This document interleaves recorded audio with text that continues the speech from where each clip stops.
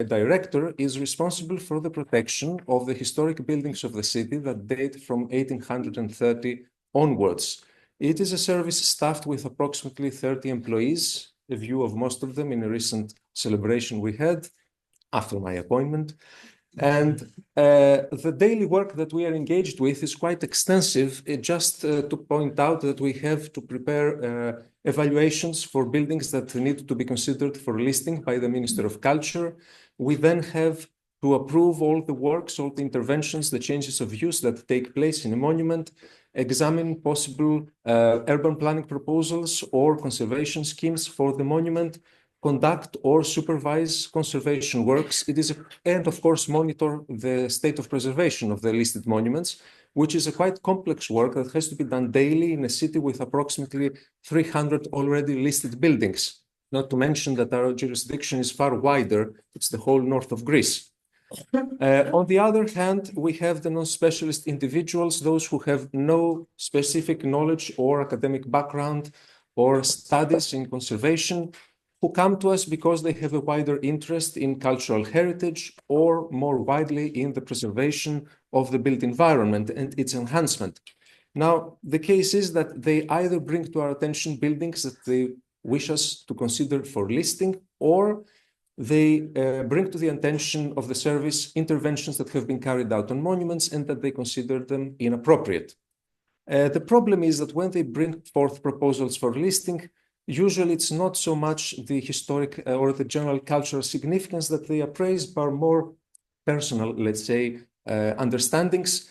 An example is this specific building, which was not in any way historic, but because it was in the center of an open square, all the people with the multi-story apartment blocks around it wanted it to be listed so that it will never be built up by something of multiple stories in its place.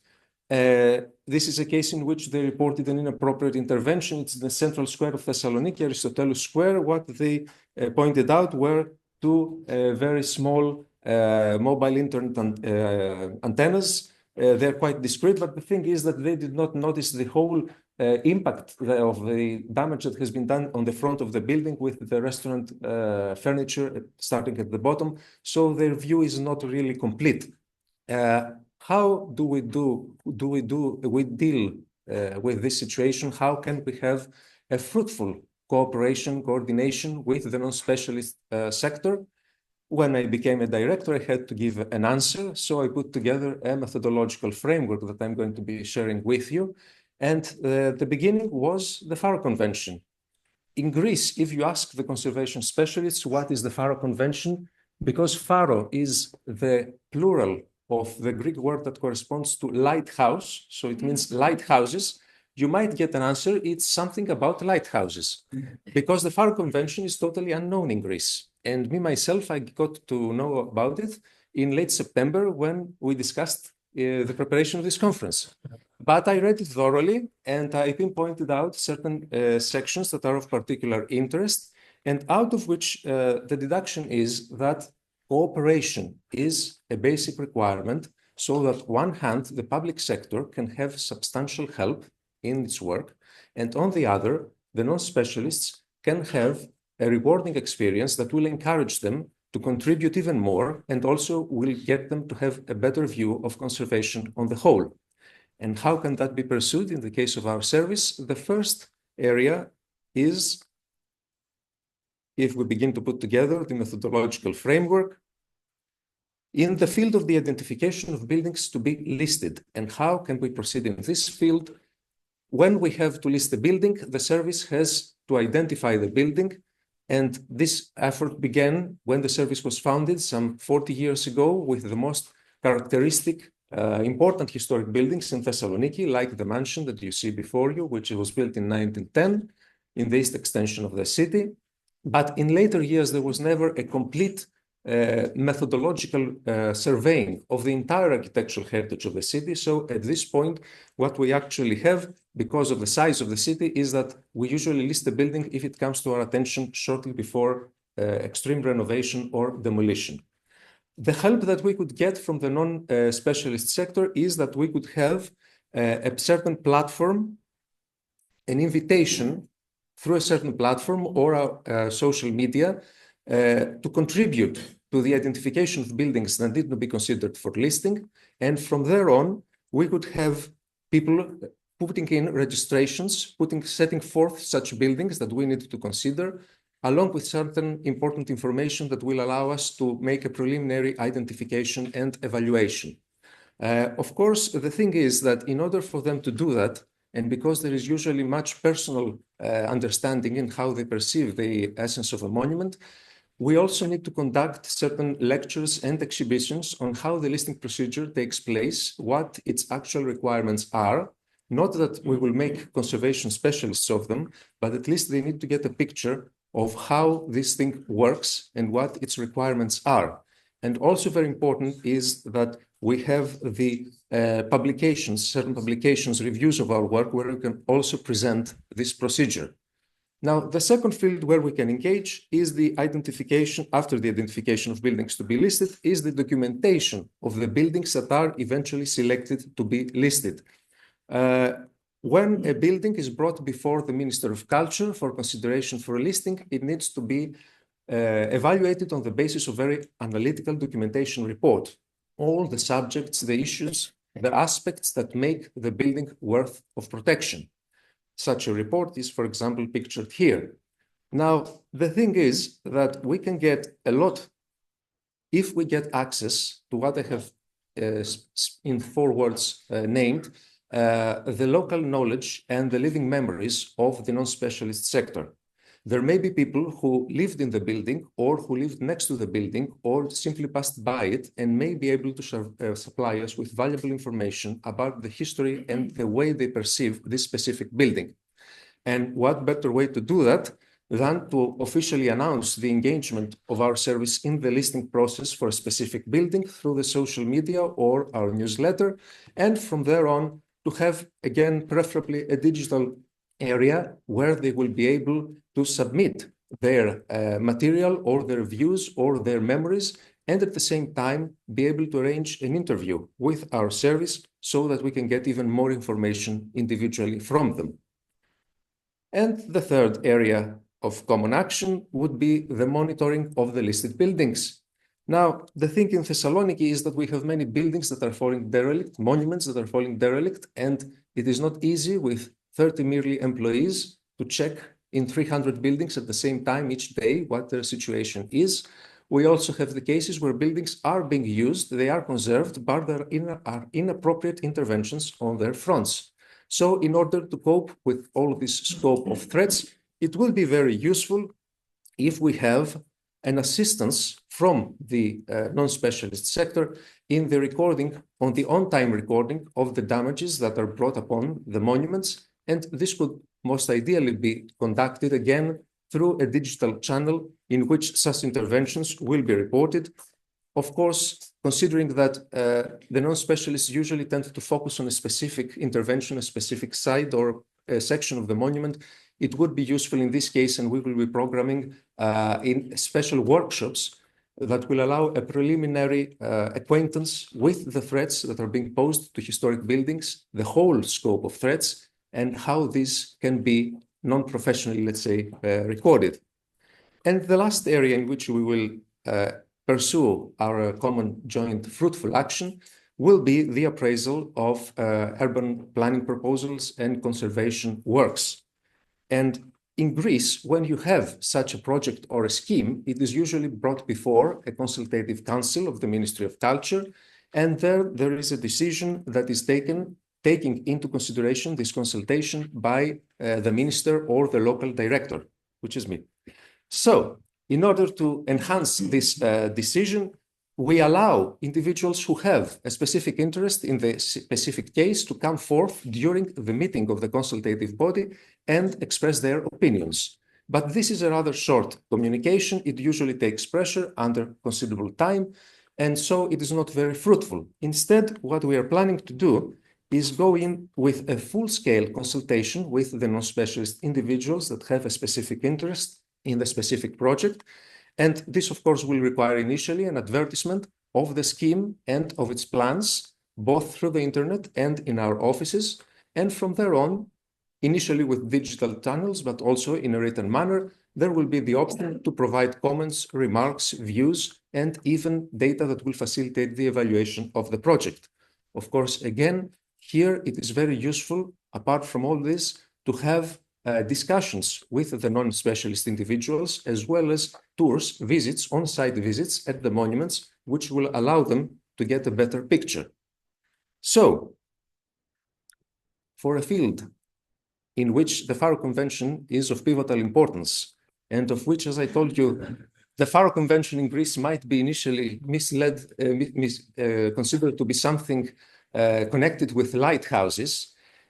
For me, it has been a true inspiration to draw up an initial framework, a methodological framework for, if we put it together, a quite extensive array of actions that can be taken in the near future so that we can have our common, joint, and fruitful efforts with the wider non-specialist public in the city of Thessaloniki. Now, this will also certainly require a certain training of our staff so that we can enhance their cooperation, coordination skills with the wider public. And it will also require preferably a certain specific building as a communication hub and meeting point with the public. And this is one which is in derelict condition, we are planning to restore next to the eastern walls of the city for this specific purpose. On the whole, I hope that those in Greece, people may hear me and say that these are pipe dreams. You're certainly dreaming if you're planning such a thing. But for a newly appointed director, I would say it's a very interesting challenge. And I hope that by autumn in our next conference, I will have some good news to give you on our progress, not so much out of fear that I may lose my position in the Ministry of Culture, but that I may lose my position in the board of TheoPhilos. So thank you very much for your attention.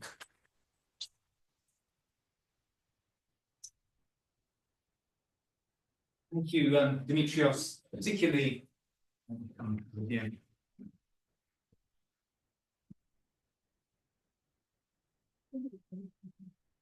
Thank you, particularly for keeping to time. And now, Rosanna, your paper. Thank you. Okay. We will, I presume, need.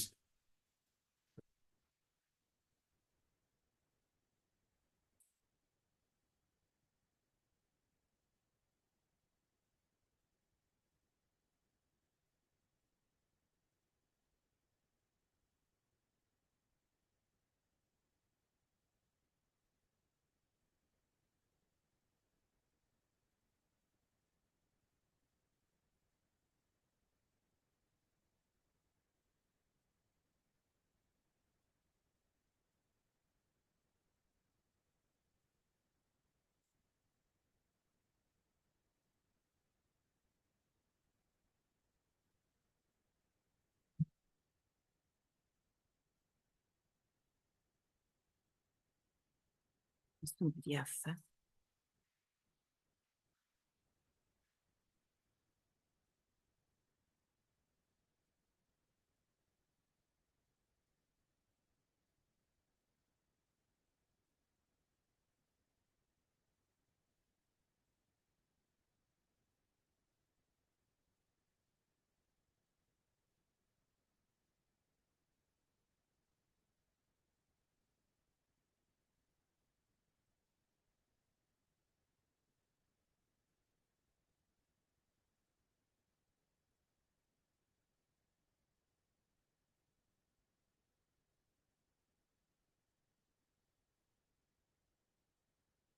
Non si fa.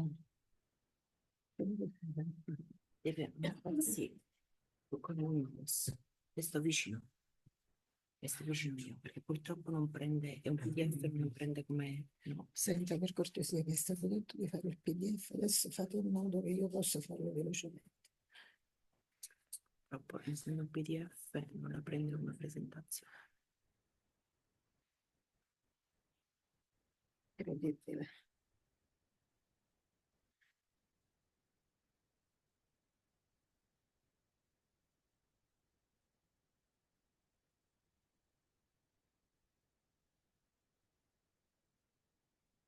Non si vede la cosa della cartella. Wait a second, please. Allora, Simone,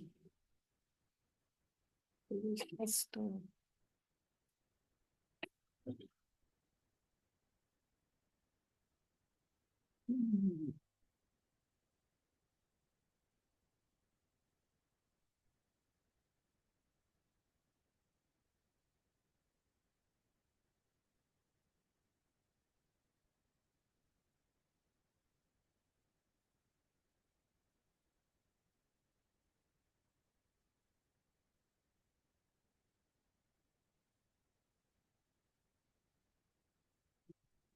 Come si fa? Devo muovere purtroppo così come faccio io con le mani. Non lo so fare, va secco al peso. Allora, good morning. The Faro Convention emphasizes the important aspects of heritage as they relate to human rights and democracy. It promotes a wider understanding of cultural heritage and its relationship to communities and society. The Convention encourages us to recognize that objects and places are not in themselves what is important about cultural heritage. They are important because of the meanings and the uses that people attach to them and the values they represent. The Faro Convention is a framework convention which defines issues at stake, general objectives and possible fields of intervention for member states to progress. Each state party can decide on the most convenient means to implement the convention according to its legal or institutional framework. Convention. The convention was adopted by the Committee of Ministers of the Council of Europe, and the next. In Italy, Italy ratified the Faro Convention on Cultural Heritage on 23 September 2020. And this is a poster of the seminar on the Faro Convention, Cultural Heritage and the Heritage Community, promoted by the CNR with the Council of Europe in Naples.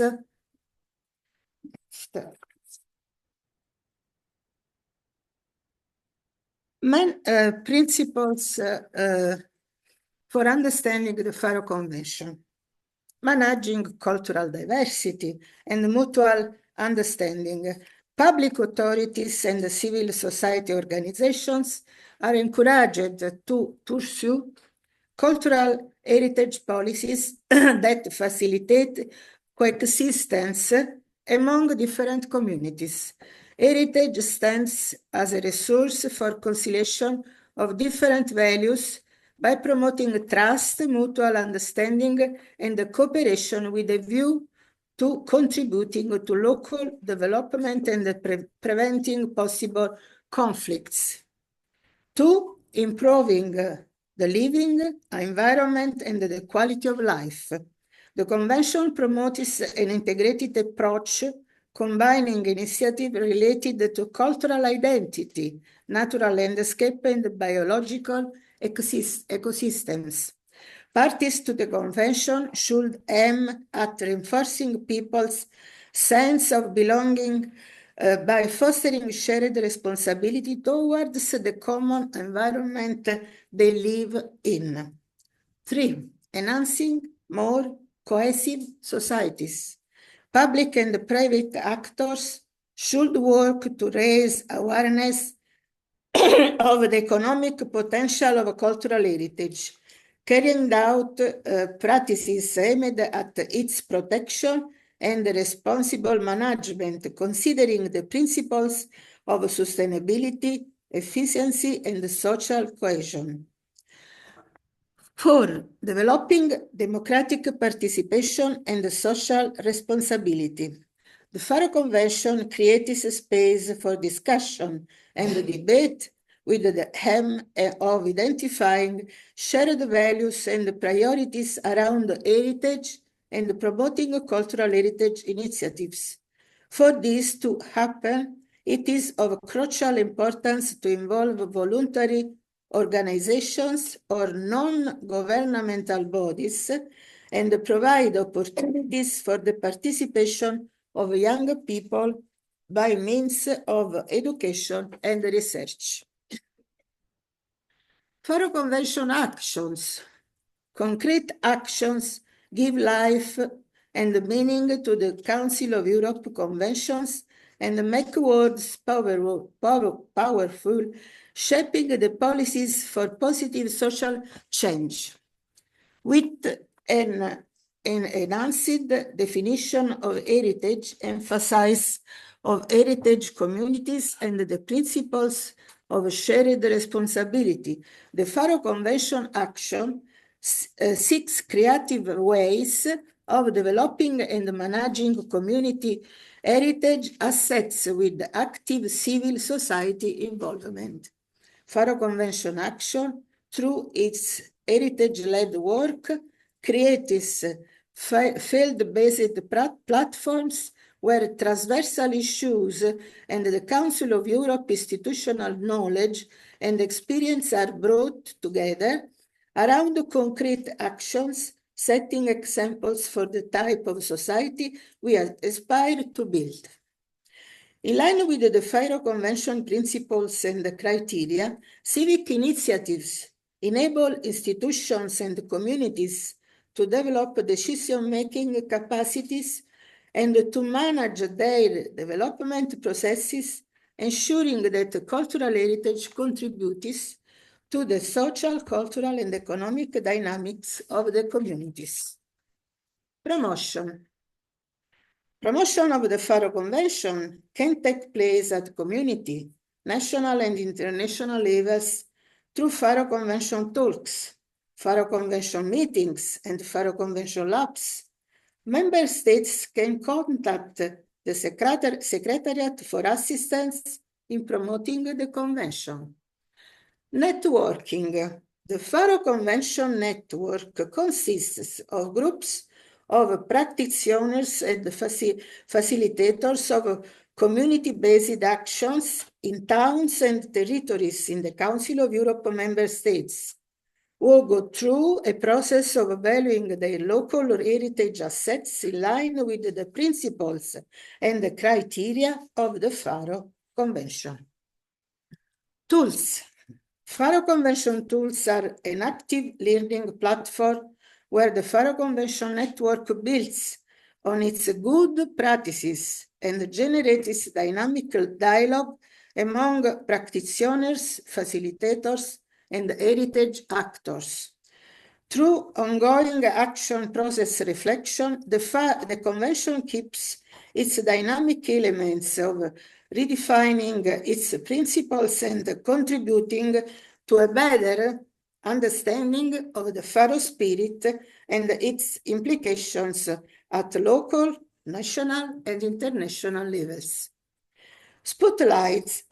Faro Convention spotlights focus on specific actions in line with the political priorities of the organization, putting these priorities in the spotlight through projects.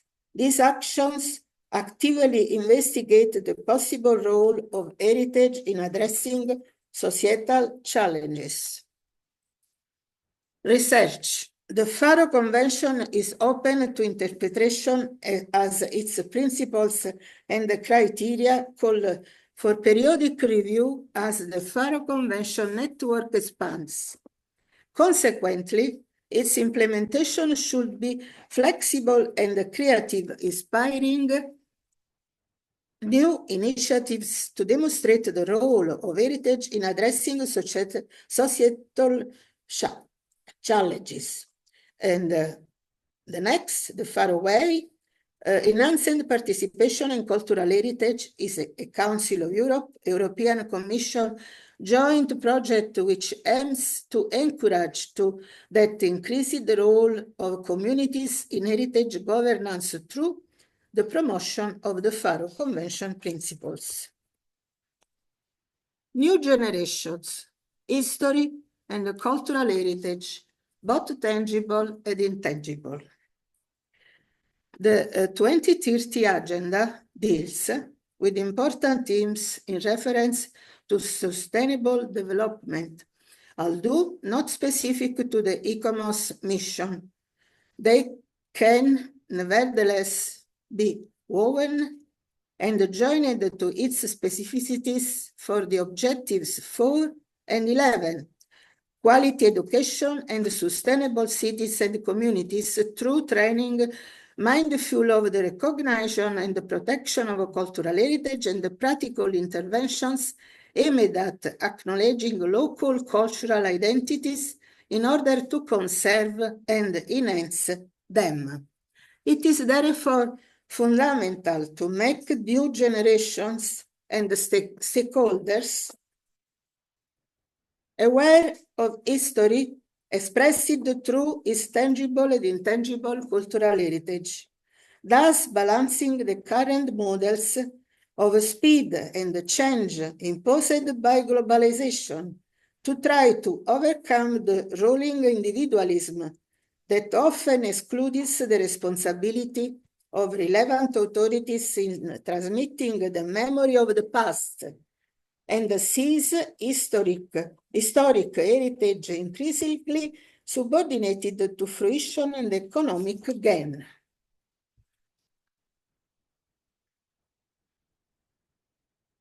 New generations, history and cultural heritage, both tangible and intangible. The value of a property can be considered variable because it can vary together with the society of an age. We passed from the notion of monument artwork to the entire tangible and intangible cultural heritage of humanity. But its appreciation also depends on the culture of each single individual. The means to contribute to the development of the social appreciation of the real values of cultural heritage may be technological innovation enabling to consume history, not its tangible testimonies, through communication and virtual restoration, as long as the importance of a value is explained, attaining the understanding of the potential economic value of everything that is authentic, as it is not reproducible, acquiring a test for stratification, highlighting the material traces of history so that in the future it may not turn into legend. In any case, all this is closely correlated to the cultural training and the sensitive of the user of the community, whereas specialized training and a multidisciplinary contribution are indeed important to direct a project in the field of conservative restoration correctly. It is equally important to increase within society, and especially in a younger generation, the appreciation of the value of our cultural heritage, both tangible and intangible. Rosanna. Architectural heritage and innovative technology for the conservation and restoration project. The practice of conservation must nowadays relate with innovative technologies in order to face the stages of the entire conservation process, considering the many risk factors involved for climate change to globalization, from safety to anthropic pressure. The next. Evaluation of integration methodologies in the architectural restoration project. Another consideration is that the technological act, when cultural aware, should be validated by a more general critical reflection and by the cultural approaches guiding the act of restoration. The architectural and environmental restoration project is carried out starting firstly with a rigorous anamnesis in order to obtain knowledge of the artifact with the necessary critical comprehension. This is followed by the diagnosis phase, enabling the reading and the recognition of the state of deterioration, together with the identification of the means available to ensure the conservation of all values, tangible and intangible. The third phase involves the drafting of the project with the individuation of the intended use within the limits along by integrated conservation and the definition of the consolidation intervention required. The importance of multi and interdisciplinary approaches is still undeniable and capable of guaranteeing the constant convergence of history, architecture, city, and landscape, bringing the central focus on project culture and its implementation, the use of traditional techniques and technologies where possible, should furthermore always be privileged, whereas in the application of innovative solutions, the ones chosen should always be consistent and compatible with the historicity of existing architecture and artifact. Next, finish. The involvement, the next.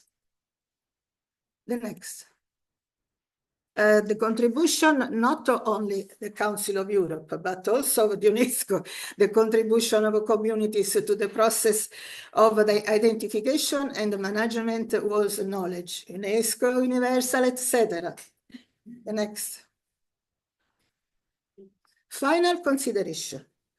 Heritage for community. The convention, this is a Forum of the Cities, Faro Convention. The convention currently ratified by 24 member states of the Council of Europe is founded on the assumption that knowledge and the use of heritage community are fully part of human rights, especially concerning the right of individuals to freely partake in the cultural life of the community and enjoy arts as provisioned by the Universal Declaration of Human Rights and by the international governance and economic, social, and cultural rights. The Convention defines, therefore, the rights and responsibility concerning the cultural heritage and establishes the commitment of signatory parties to acknowledge its public interest, the new modalities, digital and interactive, of promotion and fruition of cultural heritage, call for collaboration between conservation experts, emerging professionals, and other stakeholders, together with organizations and institutions responsible under the aegis of a shared path to knowledge for the enhancement of a common good. Intercultural dialogue is one of the challenges of the contemporary world, and at the same time, one of the human values fundamental in building a world of peace, and prosperity. Thank you.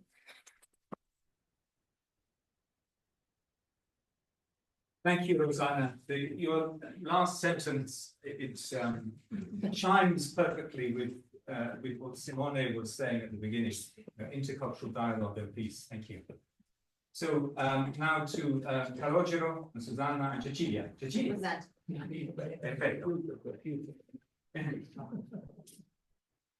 While this is coming up, I was interested to learn in your paper, Rosanna, that Italy only ratified the Faro Convention in 2020. So there's hope for other nations. Anche questo, perché il PowerPoint prima è studiato perché non lo prendeva. Sì, puoi fare come abituata con questo. Ok. Non si vede?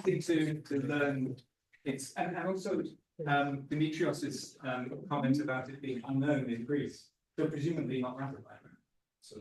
Yeah. So it would be interesting to map the areas where it had. Yeah. Dimitrios, everything. Good.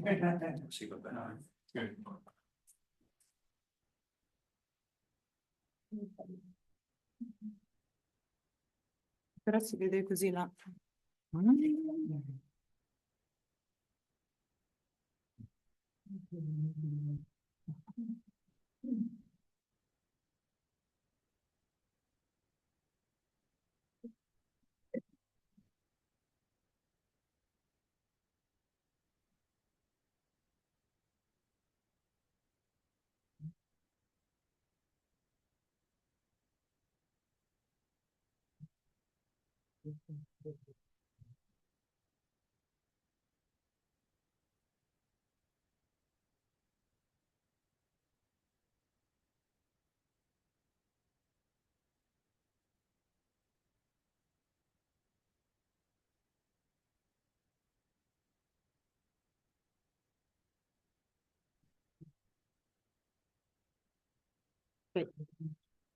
Mi spiace, Maybe I could start saying that I'm a PhD student in Sapienza with Professor Bellanca and Professor Susana Mora.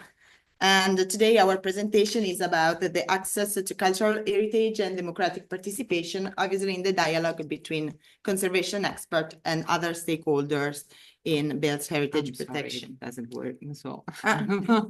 Sorry. Okay, I'm sorry for this view. Okay.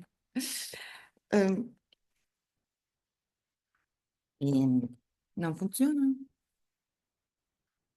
Simone?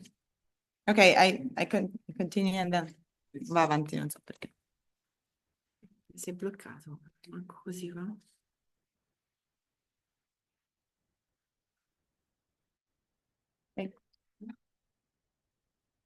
Okay, I can start and then the images following. Okay. The Faro Convention on the Value of Cultural Heritage for Society of 2005 emphasized the need to place people and human values at the center of branded and interdisciplinary concept of cultural heritage. On page 2, we should read, but I read for you. However, the decision made by conservation experts and specialists are often incomprehensible or even contrary to the expectation of other interest parties. It's therefore necessary to define and clarify them along all the participants. It's important to not forget the Amsterdam Declaration, which celebrates its 50th anniversary this year. In fact, the Faro Convention is an offshoot, is a derivation of the Amsterdam Declaration. Both emphasize the importance of culture as a tool for social education and sustainable development, and they recognize the educational and formative value of culture, emphasizing how it can be contribute to the formation of our and participation citizens. Both of them, both texts promote international cooperation in cultural field, also in different ways. On one hand, the Amsterdam Declaration invites member states to collaborate actively, while the Faro Convention encourages collaboration between local communities and national and international. Posso provare così? C'è fatta. Ha risposto? Sì? Ok. Ok. So the Faro Convention promotes the idea that cultural heritage should be accessible to everyone, but not only physically, but also intellectually and emotionally. Now let's see the Article 12 of the Faro Convention called Access to Cultural Heritage and Democratic Participation, where we can read that the parties undertake to encourage everyone to participate in the process of identification, study, interpretation, protection, conservation, and presentation of cultural heritage, and the public reflection and debate on the opportunities and challenges which the cultural heritage represent. Now, this could happen, for example, by organizing work camps or restoration projects, such as those organized by Young in Heritage in French Jeunesse Patrimonie, or in Spain, the Cultural Association CAIREL, where young people have their first approach, their first experience into restoration work, into restoration sites. In the point B of the Article 12, we can read the parties undertake to take into consideration the value attached by each heritage community to the cultural heritage with which it identifies.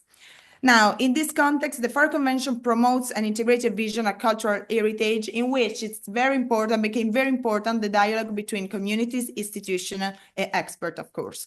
Through processes of consultation and cooperation, local communities are invited to express their opinion and actively contribute to the decision about cultural heritage, not only for democratic participation, but also to promote greater awareness and responsibility towards heritage.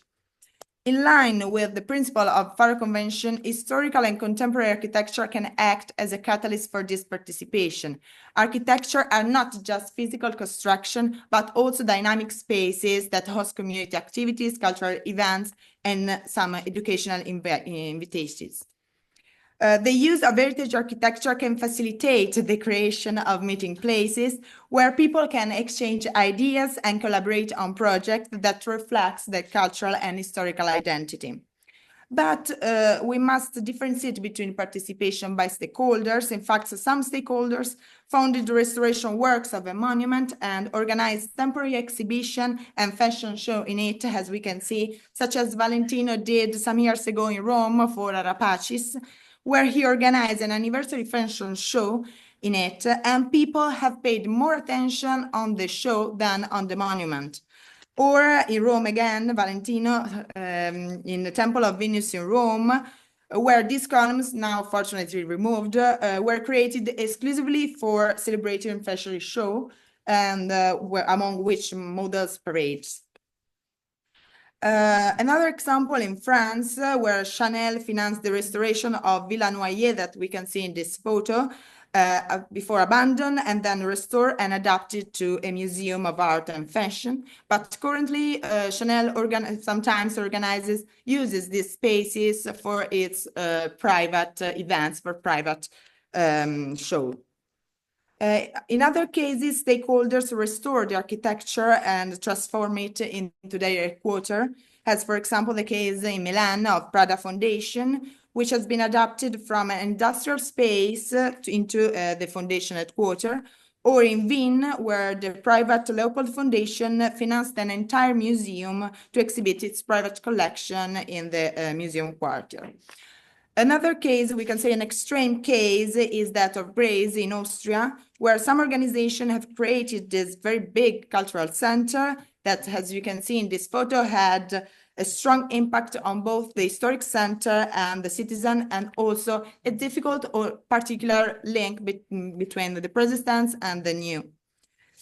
In some cases, the stakeholders finance the restoration of cultural persistence by participating in the work, such as the Fendi Foundation in Rome on Velabro, who adapted an entire historical architecture into a cultural center known nowadays as Palazzo Rhinoceros, that houses residencies, cultural spaces, art galleries, and also restaurant on the rooftop. Or in Rome again, Orti Farnesiani, in which the intervention has strongly influenced the architecture, as we can see in this photo. We want also to remember an important intervention done all by the administration in Barcelona, the Monasterio de San Lorenzo de Baga, where the administration intervened with the restoration work, and when the work was well underway, they decided to organize some visits and events on the site. For example, the visit of Friends of Catalan Romanic, where they could give their opinion and their ideas on it. Another possibility is to present the project on the site in a public space at the beginning, before the beginning of the works, inviting people to give their opinion and their impression on it. After all different cases, about the Article 12 of the FAR Convention, we must clarify the point C, where we can read the parties undertake to recognize the role of organization both as partners in activities and as constructive critics of cultural heritage policies. But what kind of organization we are talking about? Obviously, we should talk about Italia Nostra, Spagna Nostra, and etc. Obviously, Europa Nostra, and in particular, ICOMOS. At the point D of the article, we read the parties undertake to take steps to improve access to the heritage, especially among young people and the disadvantaged, in order to raise the awareness about its value, the need to maintain and preserve it, and the benefits which may be derived from it. Now, it's important that participation take place in a correctly way at the right time. Different organizations cannot act at on the same monument at the same time without different without relationship and with different objectives, because it causes damages on the monument.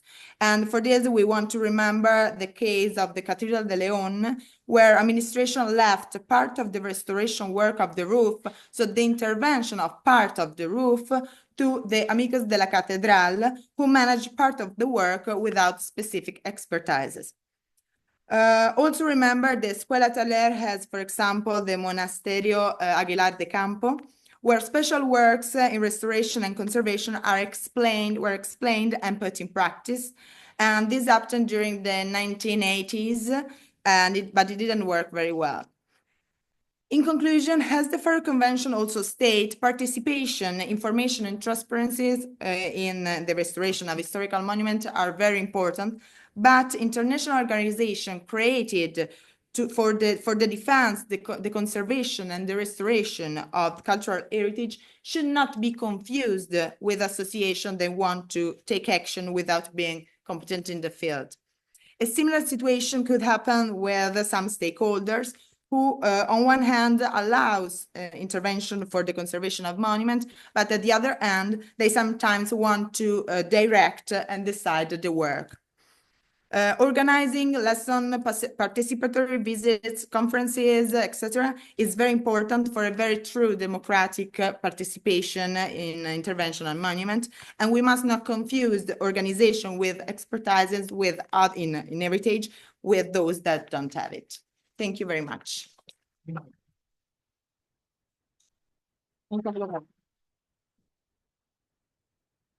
Thank you, Cecilia, for keeping the time. Very good.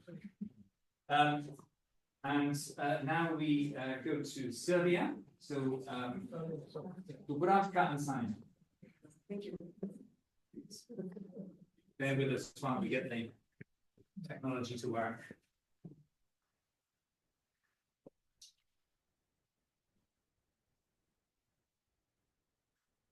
To see perhaps comparisons between your heritage and the work in Greece. Yes.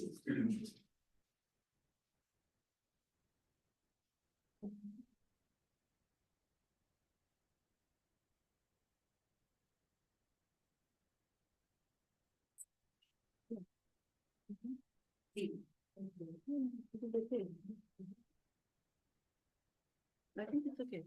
Okay. Yeah, that's fine.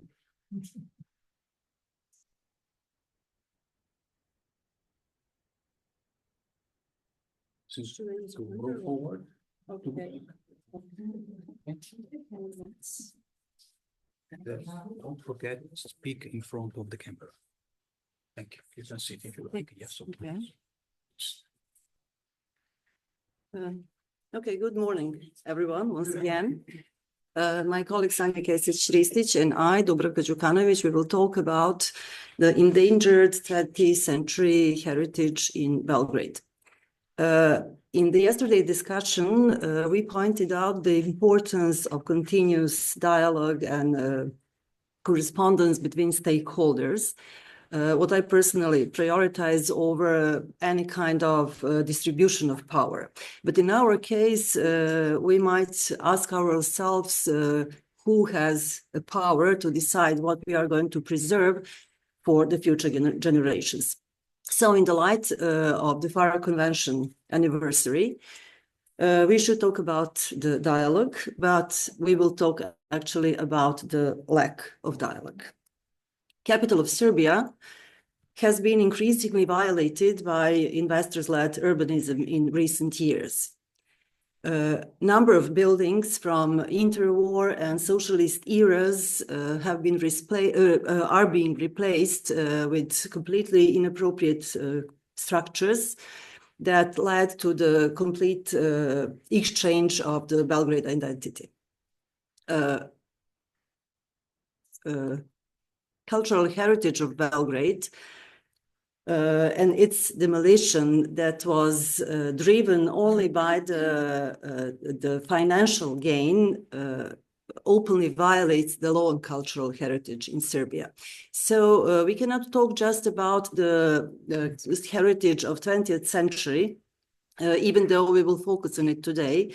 But we also should mention the older city layers.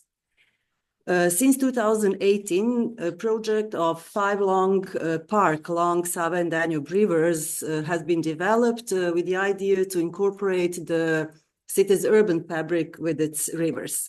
Regrettably, it attracted insatiable investors to the area, resulting in new construction that completely violates the views of Belgrade fortress and also the Belgrade riverscape, two key symbols of the city's coat of arms. It is not just the fortress and the remains from the Roman and medieval periods that are affected, but any cultural heritage site at prominent location is at risk, like the old sugar factory that is at the far end of the same park. You might ask yourself who is in charge for the cultural protection in Serbia and what they have been doing. That is the Ministry of Culture, who oversees the network of 14 cultural heritage institutes with the Republic as a central body. And only two major cities, Belgrade and Novi Sad, has their own devoted institutes. Immovable cultural heritage is also protected by the law on planning and construction, but loopholes in the law allow the law on cultural heritage to be evaded. On the other hand, investors who cannot obtain the building permission exploit delays, leaving buildings abandoned to collapse. I mean, it is a common solution, I suppose, in other countries, but what is the specific problem in Belgrade? It is an approach, this was common approach that was applied for mostly for mid-war villas that used to be built at the outskirts of the city, what is now historic Belgrade and actually city's central core. What is behind that construction boom in Serbia? Firstly, Serbia saw a significant influx of population during the 1990s as a result of violent expulsion of Serbian communities from various territories of former Yugoslavia. So several 100,000 people entered to the country, and the most of them settled in Belgrade and Novi Sad. So in the last 3 decades, Belgrade got more than 80,000 inhabitants, while in the same period, Novi Sad grew by over 25%, reaching 400,000 inhabitants nowadays. A decades-long demand for apartments and also significant economic growth in a country in the last decade soar real estate prices. So, for example, the price of Belgrade Marina reached an extraordinary price of 8,000 euros per square meter in January 2025. And finally, foreign developers have been heavily invested in the Serbian real estate market for more than a decade now. All this resulted in the destruction of old quarters for the new construction.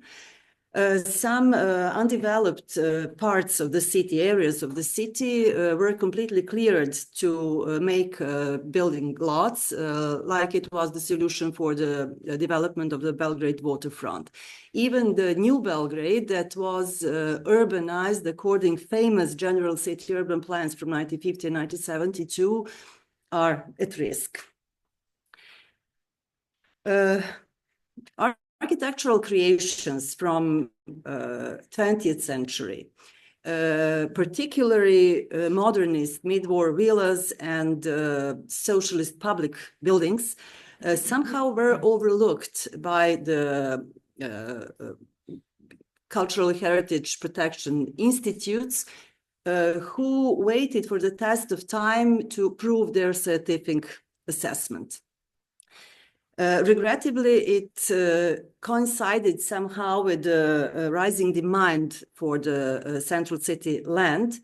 And in that interregnum, while they waited for the test of time, and also while waiting for those buildings to be listed, they were demolished. Also, in the same period, the voice of those who should be heard, citizens of Belgrade and local community societies that advocate for embellishment and protection of their neighborhoods has not been heard.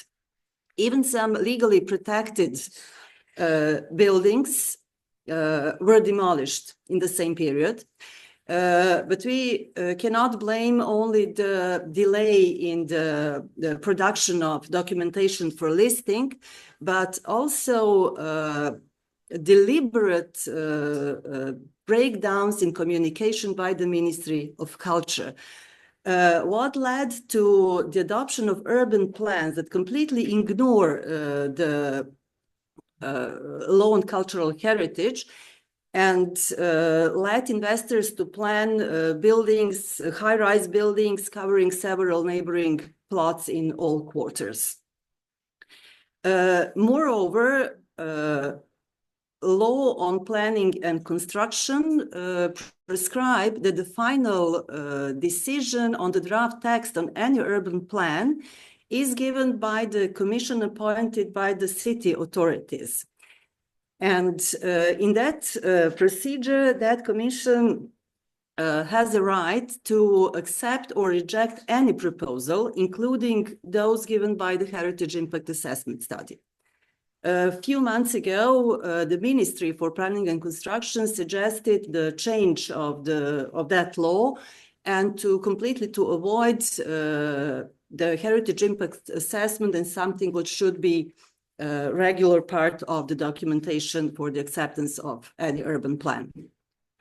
One of the glaring examples is the Belgrade Fair. The first purposely built complex was opened in 1937. Since it was converted into Nazi concentration camp in 1950s, the new complex for Belgrade Fair was built on the opposite side of the river. The fair complex was declared a cultural heritage asset in 2009, the same year when the FAR Convention was ratified by Serbia. We just discussed the year a few minutes ago. It happened on January 20th, but just 2 days after, the government retracted the decision and made a new one at the beginning of March, reducing the protection only on one building out of 18 that the complex consists of. So nowadays we have a whole one that is a cultural heritage asset, and all other buildings have been abandoned for years now, left to deteriorate rapidly. And in 2013, we had an exchange of government, but the interest remained the same. So since then, the city of Belgrade continue making a legal framework for demolishing the complex. And 2 years ago, a new urban plan for building the new complex at the outskirts of the city was adopted. Due to its significance, the Belgrade Fair was selected for the Towards Concrete Utopia exhibition that was held in 2018 at MoMA in New York. The exhibition exhibited actually modernist and brutalist masterpieces, as well as pop and consumer culture of former Yugoslavia. Out of 16 monuments, buildings that were exhibited at that exhibition, 2 of them are protagonists of our research. Next to Belgrade Fair, it is also a general staff building.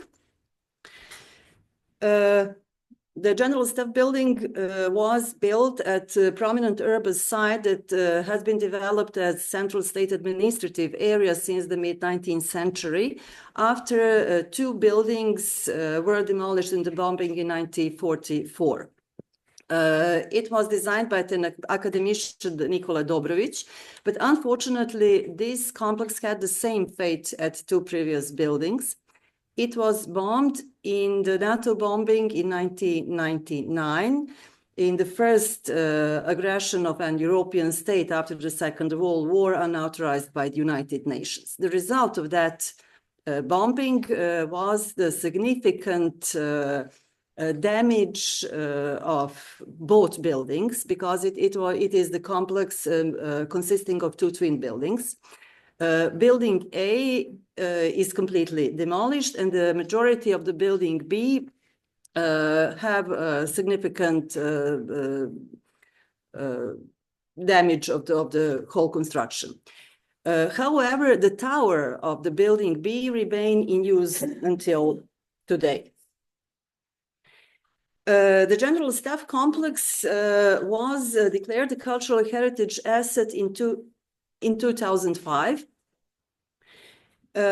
Despite the first preparation of the documentation for listing was prepared in 1997, but halted by the Ministry of Culture. It was declared once again in 2020 as a part of cultural historical spatial unit along the Kneza Miloša Street. And also at the same location, there are 2 more buildings, also cultural heritage assets. In 2022, the government accelerated their efforts to find a partner to invest into, as they called, development of the location. And it was announced at the beginning of 2024 that lease agreement for 99 years was signed with a US development company, Gerard Kushner's Vanity Partners, that plan to build a new construction at the same location. I will try to be as brief as possible. So just 1 more minute. Oh, it will be. 1 more. Otherwise, others don't have. Yeah, okay. Well, I wanted to point out that those were the reasons why ICMA Serbia initiated the heritage alert process. And it was a very good experience for us, since we discovered that all the professionals, experts from all over the world are with us and they're understanding. But despite 2 letters from international icons and many declarations from the experts, professionals, had no answers. So that decision on the 14th of November last year, the decision of the government of Republic of Serbia was to remove the status of cultural heritage for this building, which is completely unbelievable, since the heritage still exists. We have documentation to reconstruct it, to interpolate it, to do whatever we want with that cultural asset. But unfortunately, please go to your conclusion. Yes, well, we have no conclusions, since the situation is changing from literally hour to hour. This is the idea of the US company to make 3 towers on the place, okay, to destroy general stuff completely, to make 3 towers of the architecture of mediocrity. I don't know how to name it in the other way. So we tried to protest, to demonstrate, and at the same time, something really bad happened in the city of Novi Sad. It was the the canopy of the railway station collapsed, and many people, many men, women, and children were dead. So the students and all the citizens began to protest and to demonstrate, and they also understood that the heritage is destroying. So we have become very visible now, the protection service as well as heritage, because we see some landmarks of Belgrade that were destroyed in order to make that architecture of mediocrity wherever you go. So we have no conclusion unless we can say that we shall do our best as professionals, as citizens, as stakeholders, as we were talking about it yesterday, because you see here, we are completely losing our identity, and there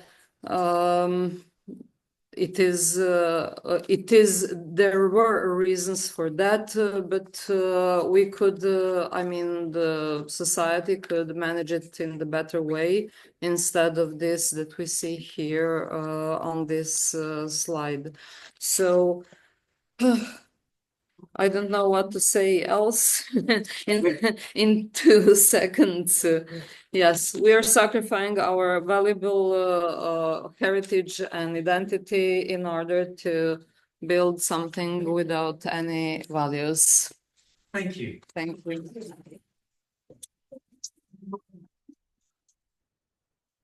Thank you for very, very illuminating picture of what's happening in Serbia. Louise, Noelle.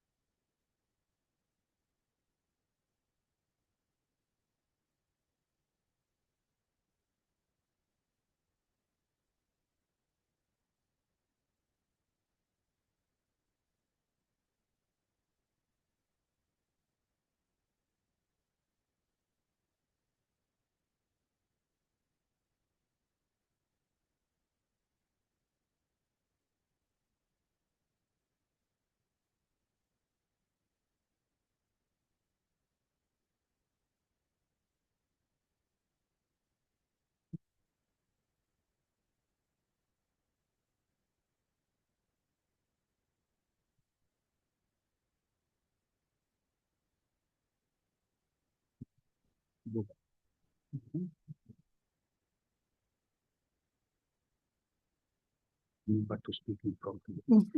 Yes.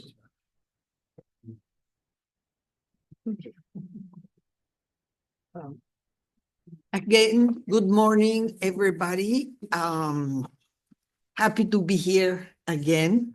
I'm going to be reading, trying to keep the time.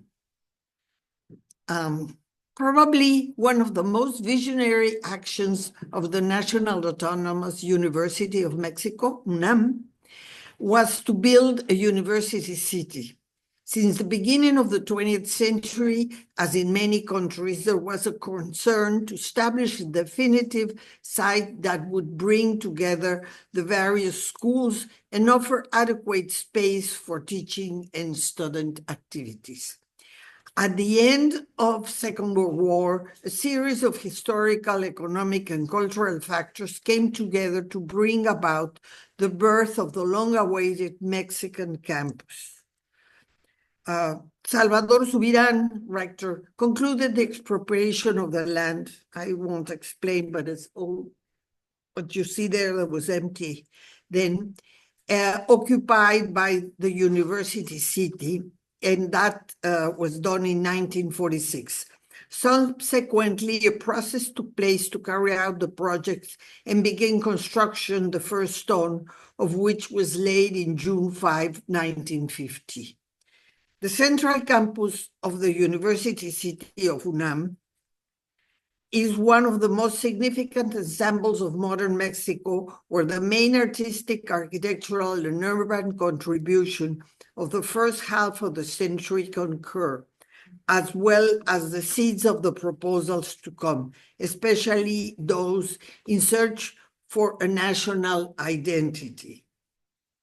For this reason, on 18th of July 1905, it was declared Mexican Artistic Monument, and of July 2nd of 2007, it was inscribed on UNESCO World Site Heritage List.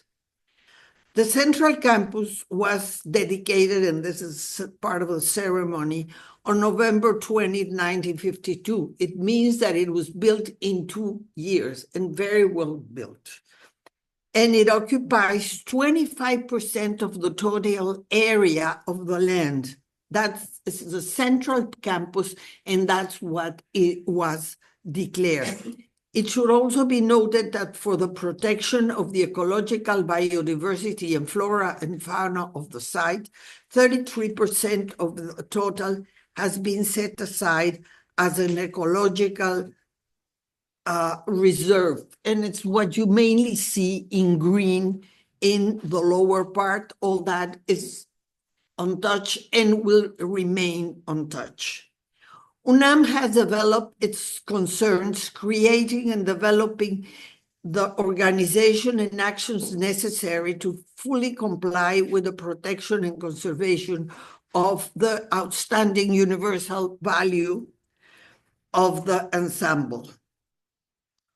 On one hand, in 2016, an agreement was issued for the creation of the Comité de Análisis. It's a committee for the analysis of the urban, architectural, and engineering interventions of the university city campus and the campuses, the other new things that are being done around. And it's managed by a technical secretariat and supported by various commissions, particularly the World Heritage Central Campus Commission. This is the commission of it. This relates to Article 11 of the FARA Convention that exhorts to, and I quote, develop the legal, financial, and professional frameworks which make possible joint actions by public authorities, expert owners, investors, businessmen, non-governmental organizations, and civil society. On the other hand, a series of guidelines, regulations, and actions complementary to the organic law of the National University were established to enable the site preservation and conservation functions to be carried out. Currently, within the guidelines and management plan, this is the management plan for the central campus. It was already published in 2017 and has had follow-up. This is one of the follow-up editions. From this document derived the elaboration of a master plan of the whole area, published in 2019 to contribute to the care and regulation of the buffer zones of the UNAM itself. To facilitate access to this information, both documents are available on a website, at the website of the committee, analysis committee that I just showed. Likewise, in order to increase the awareness of these documents at the university level, meetings were held with directors of academic entities and administrative departments, and they are constantly taken care again. Workshops were also held to identify heritage values and possible risk. It is important to point out that the management plan has been implemented during these years, generating communication channels with joint efforts between the different departments and entities that collaborate in its execution. The type of actions recognize the need to put people and human values at the center of an enlarged and cross-disciplinary concept of cultural heritage, as the Faro Convention proposed in its preamble, as well as to recognize individual and collective responsibility towards cultural heritage, as in Article 1B. Even if it sounds redundant, it has to be said that the university city, like any city, is a territory open to general public with no access restrictions. We have no gates, no gated places. It's absolutely easy to come in and out. This is one of the reasons for the establishment of a promotion and diffusion unit of the university central campus, located in front exactly of this building, to set up, to follow up the guidelines of the management plans that also, and this is part of this openness, these activities respond to the proposition of Article 12, which signals access to cultural heritage and democratic participation.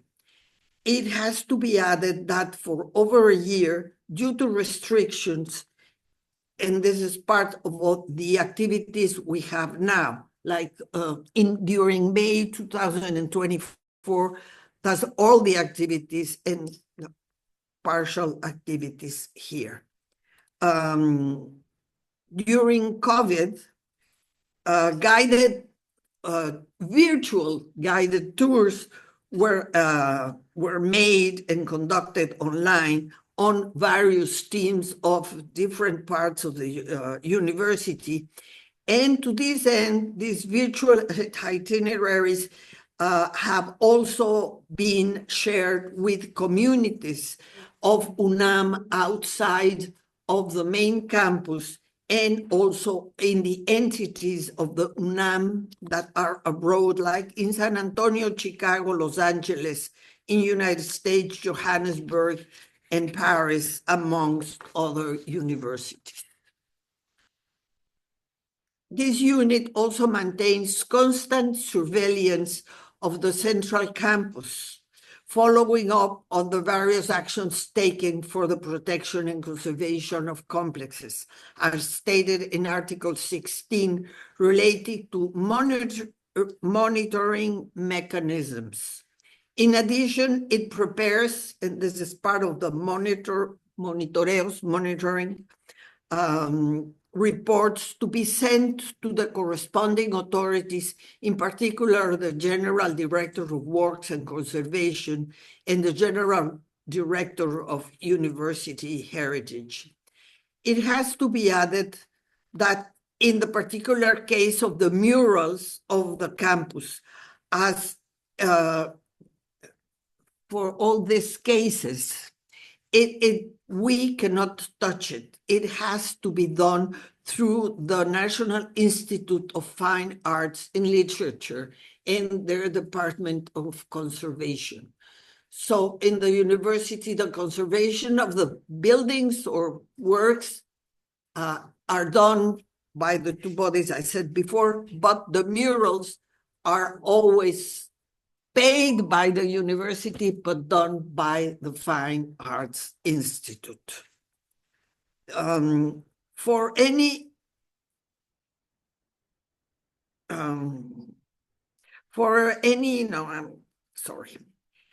intervention on heritage building and open areas project, it must be subject to the World Heritage Central Campus Commission for approval and carried out also by specialists. At the same time, various university bodies were contributing in different ways to this work of protection and promotion.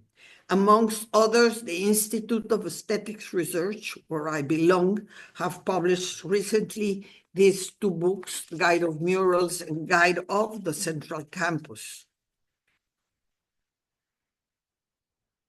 These activities facilitate the inclusion of the cultural, and I quote, facilitate the inclusion of the cultural heritage dimension at all levels of education, not necessarily as a subject of study in its own right, but as a fertile source for studies in other subjects, as promoted in Article 13A of the Faro Convention.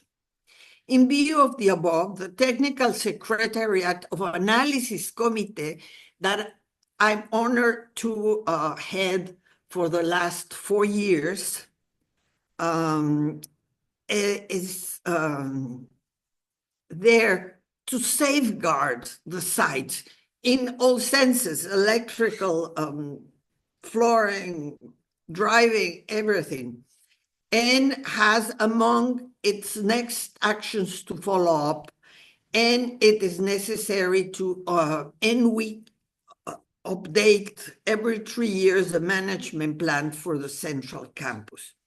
In this sense, the 5th article of the Faro Convention says, cultural heritage law and politics that are related to the core of this plan, stating that parties have to enhance the value of cultural heritage through identification, study, interpretation, protection, conservation, and presentation, promote cultural heritage protection as a central factor in the mutually supporting objectives of sustainable development, cultural diversity, and contemporary creativity. Yeah, getting there. And formulate integral strategies to facilitate implementation of the provision of this convention. And these are the part of the guided visits and how we can visit and how everything is measured.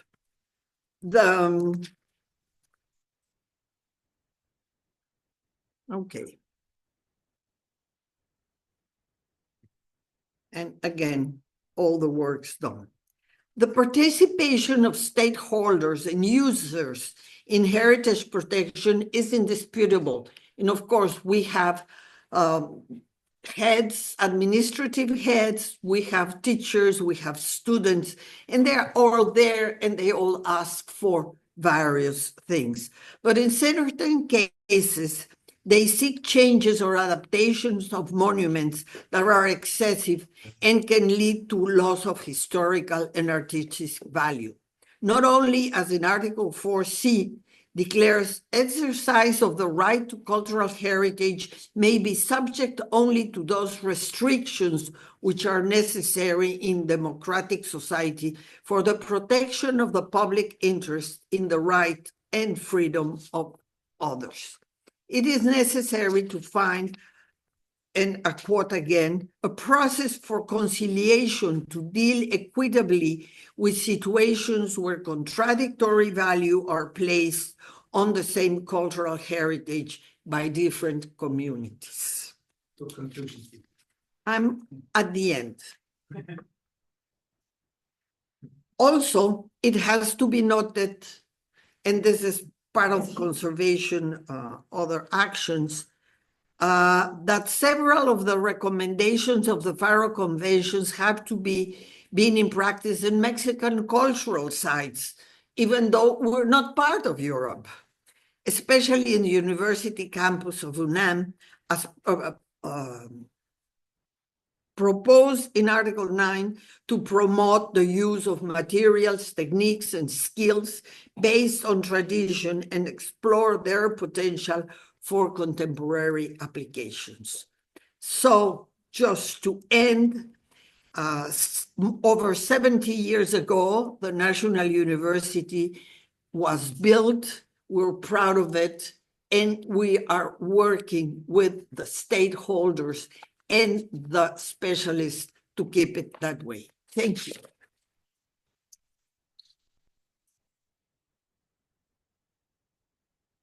Thank you, Louise. Thank you. So, I'll move the camera. Mm. You sit there. I need to come to the camera.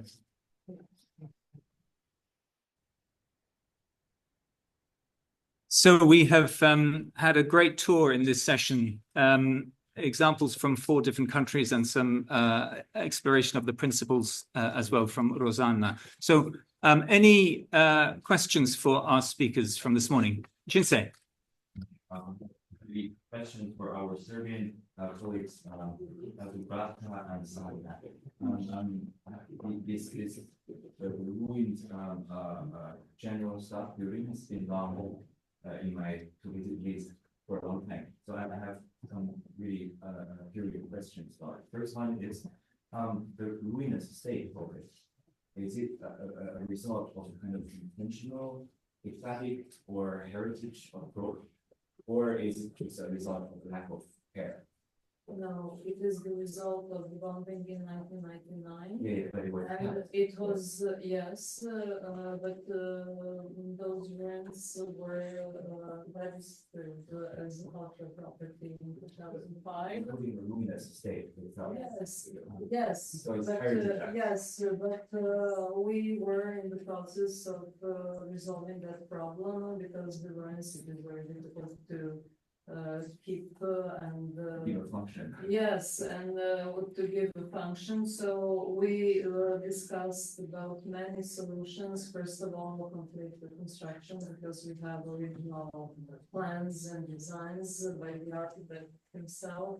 We also were thinking about the interpolation of new parts on the ramparts of the building. We were thinking about the different functions. First of all, most of the people thought about the memorial for all the victims of all the wars because Balkan is very famous for wars. So it was not intentionally like that, but in the meantime, our public authority of the city and first of all of the government of the republic decided to make money from those plots and to give it to that US company to build so they can build 3 towers to drain completely the remains of the general stuff and to put some completely inappropriate content in those buildings. First of all, residential units, and that is administrative part of Belgrade, the very center of Belgrade, and hotels and shopping malls. That's nothing for that part of the city. Okay. And my second question is, I'm really surprised to learn from you that Will you tell me government in Serbia or in Belgrade at least can just remove the heritage status without any They obviously did it. They didn't have a procedure, and I wanted to ask my colleague from Greece. Our cultural heritage law has an article on the situation of the listing the site from the cultural heritage. We even have that article, and the site must be completely destroyed in order to be delisted. I don't know if in any other laws is there an article like that.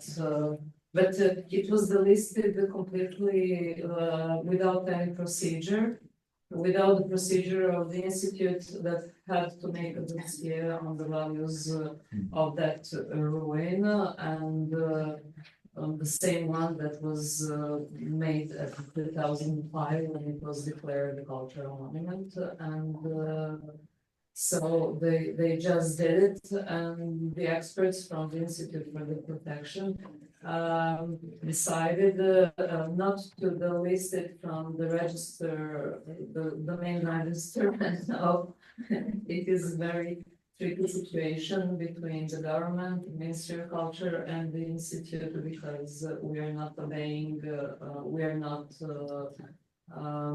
We don't want to that decision to make it final. That's the way how we fight against it. Thank you. The procedure to put Okay, thank you. I think Michal online has a question or comment. Not a question, a comment. We can't hear you. We need to. Is it this? Simone. Oh, we're not able to hear. Now, Okay. 1, 2, 3, 4. Yes. Okay, we can hear you, Michal. Good. Good morning. Thank you very much for the wonderful presentations and case studies. I would like to say one thing, though. The Faro Convention and generally us in ICOMOS, we deal with heritage and not only monuments and not only buildings. And this during the sessions yesterday and today, most of what I've heard was buildings, monuments, and I would dearly like to start hearing case studies of actual urban complexes, trees, pavements, fences, the characteristics of what we're dealing with, and especially when we're dealing with public participation. We affect heritage. I mean, there's a difference between affecting a monument and affecting an actual historic neighborhood. And I think we need to deal with these things. So I would, just a point of reference for people to think about it. A comment from the back. That, it is a slippery slope, the difference between monuments and heritage. So in the case of the churches that I showed, I wouldn't exactly call them monuments. That is heritage. It keeps a community together during war, and they're not fabulous churches, or they haven't been put on any list necessarily. They are a way to keep a community going during the period of war. So I think that is a slippery monument. Is not every building is necessarily a monument. Some of them, if you're up in the mountains, that church is the pavement of the community. But that also, I also thought of another thing. We are talking a lot of times about all of these wonderful ideas on how preservation and conservation should work. But right now, there is a war in Europe.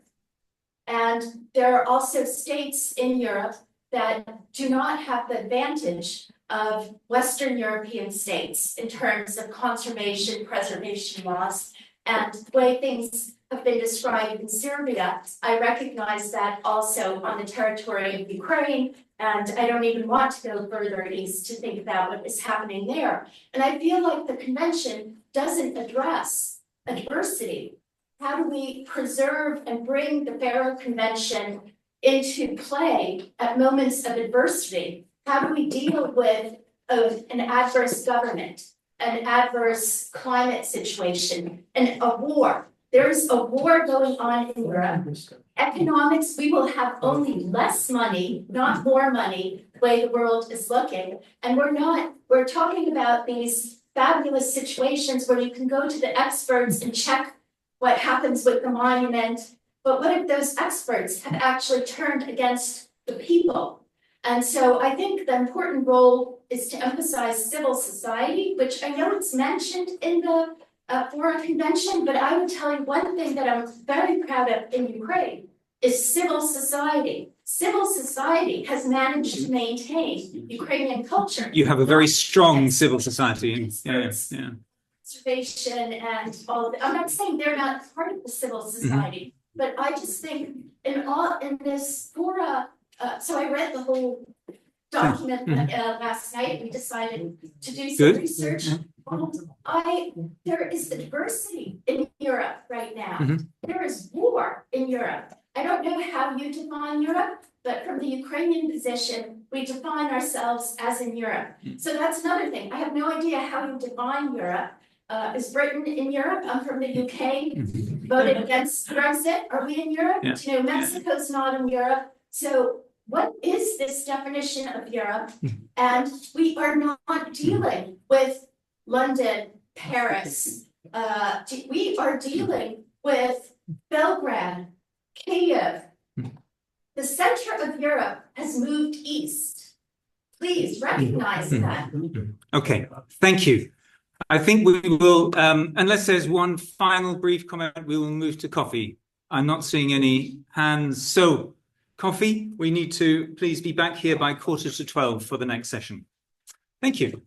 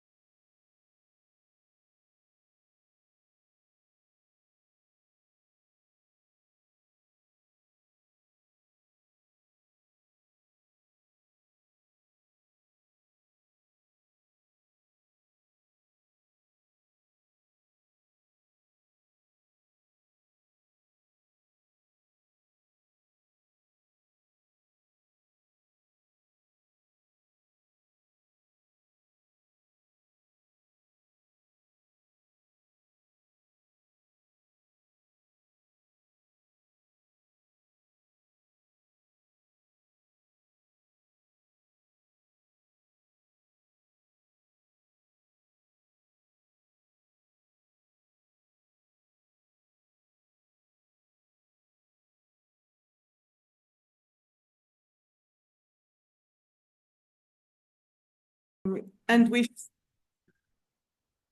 Right.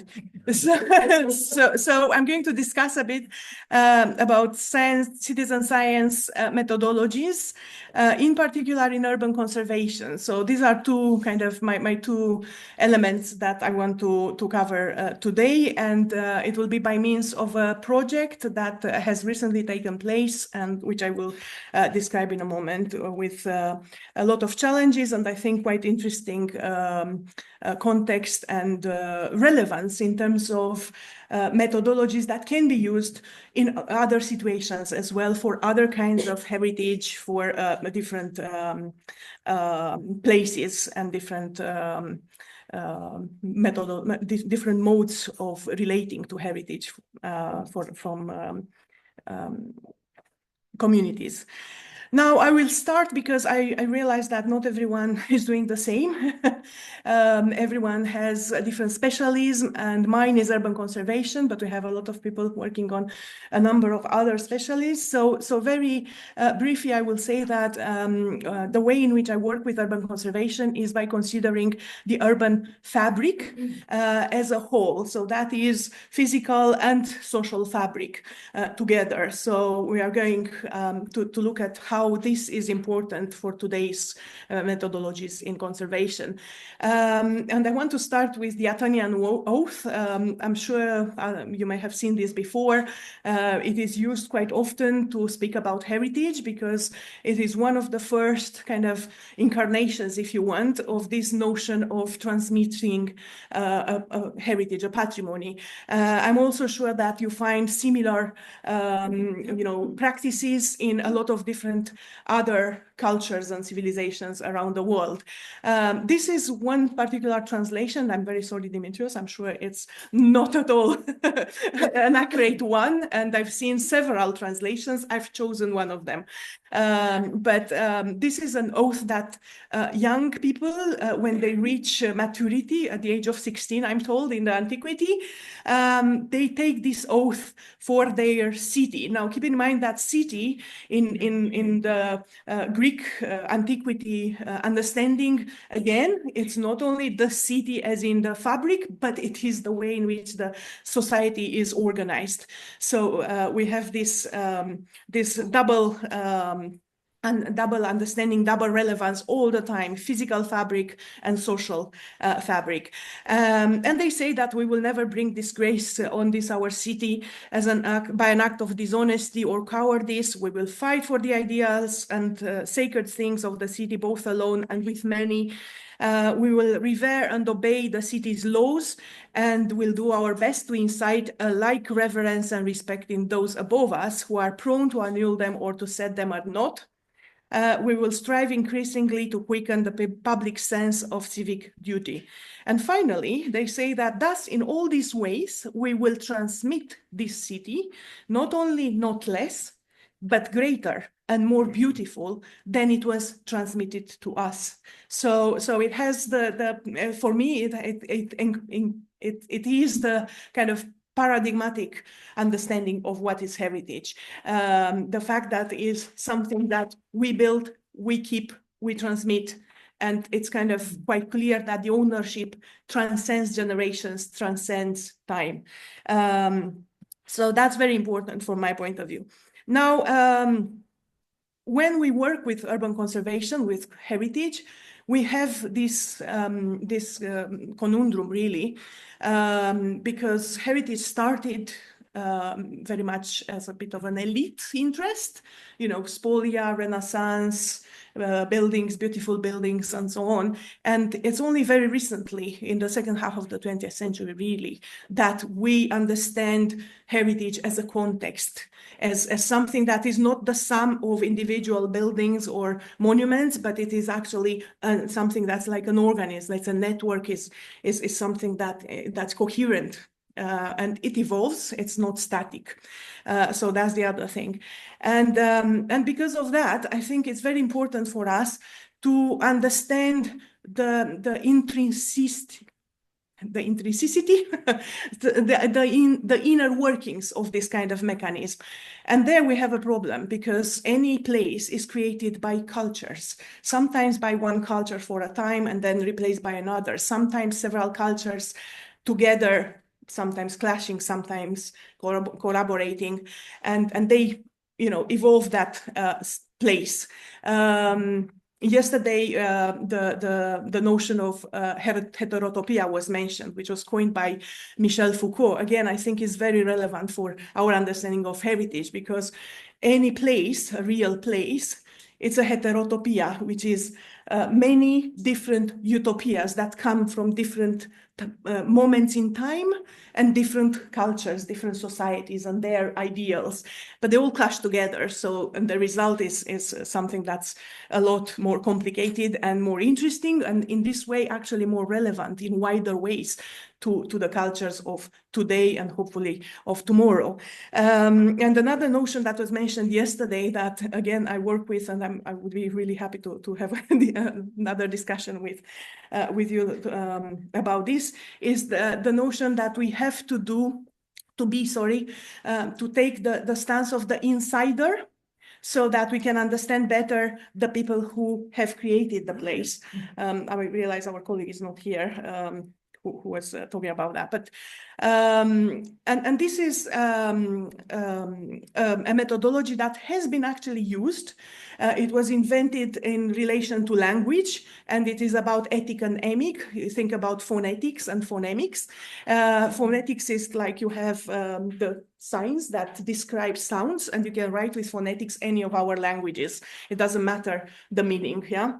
But with emics is where you look at some signs in the language and some sounds that are specific to that language and usually come from the origins of the language, from the etymology of certain words, from how the language was used and evolved over time. So that was what was coined in the 1950s, 1960s for language, and it was then taken over by anthropology, and it was used in this kind of understanding of the insider-outsider. And you can see then, you know, there is this book by Pike and Marvin that explains, it's a collection of essays where different scholars from a lot of different disciplines explain how they are using this notion. And it's using universal versus specific, objective versus subjective, outsider versus insider, ideal versus actual, real, ethnological versus ethnographic. So in some ways is what we are trying to do,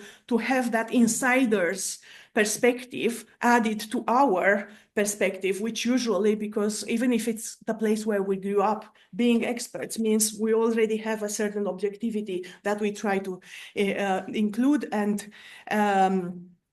that we are in some ways the outsider.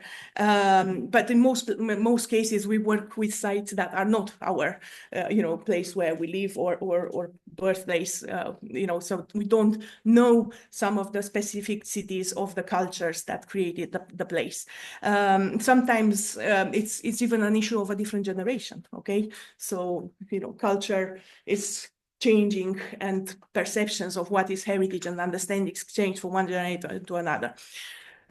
So these are the definitions. Actually, I put them there because the term made its way in the dictionary, so it is in more common language now, not just in a scientific medium.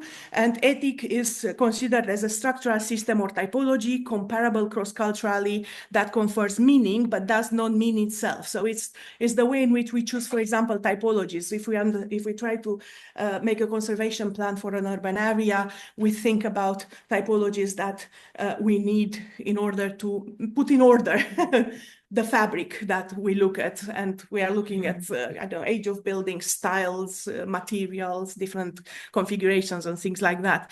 On the other hand, emic is only valid for one place at a time and idiosyncratically incomparable.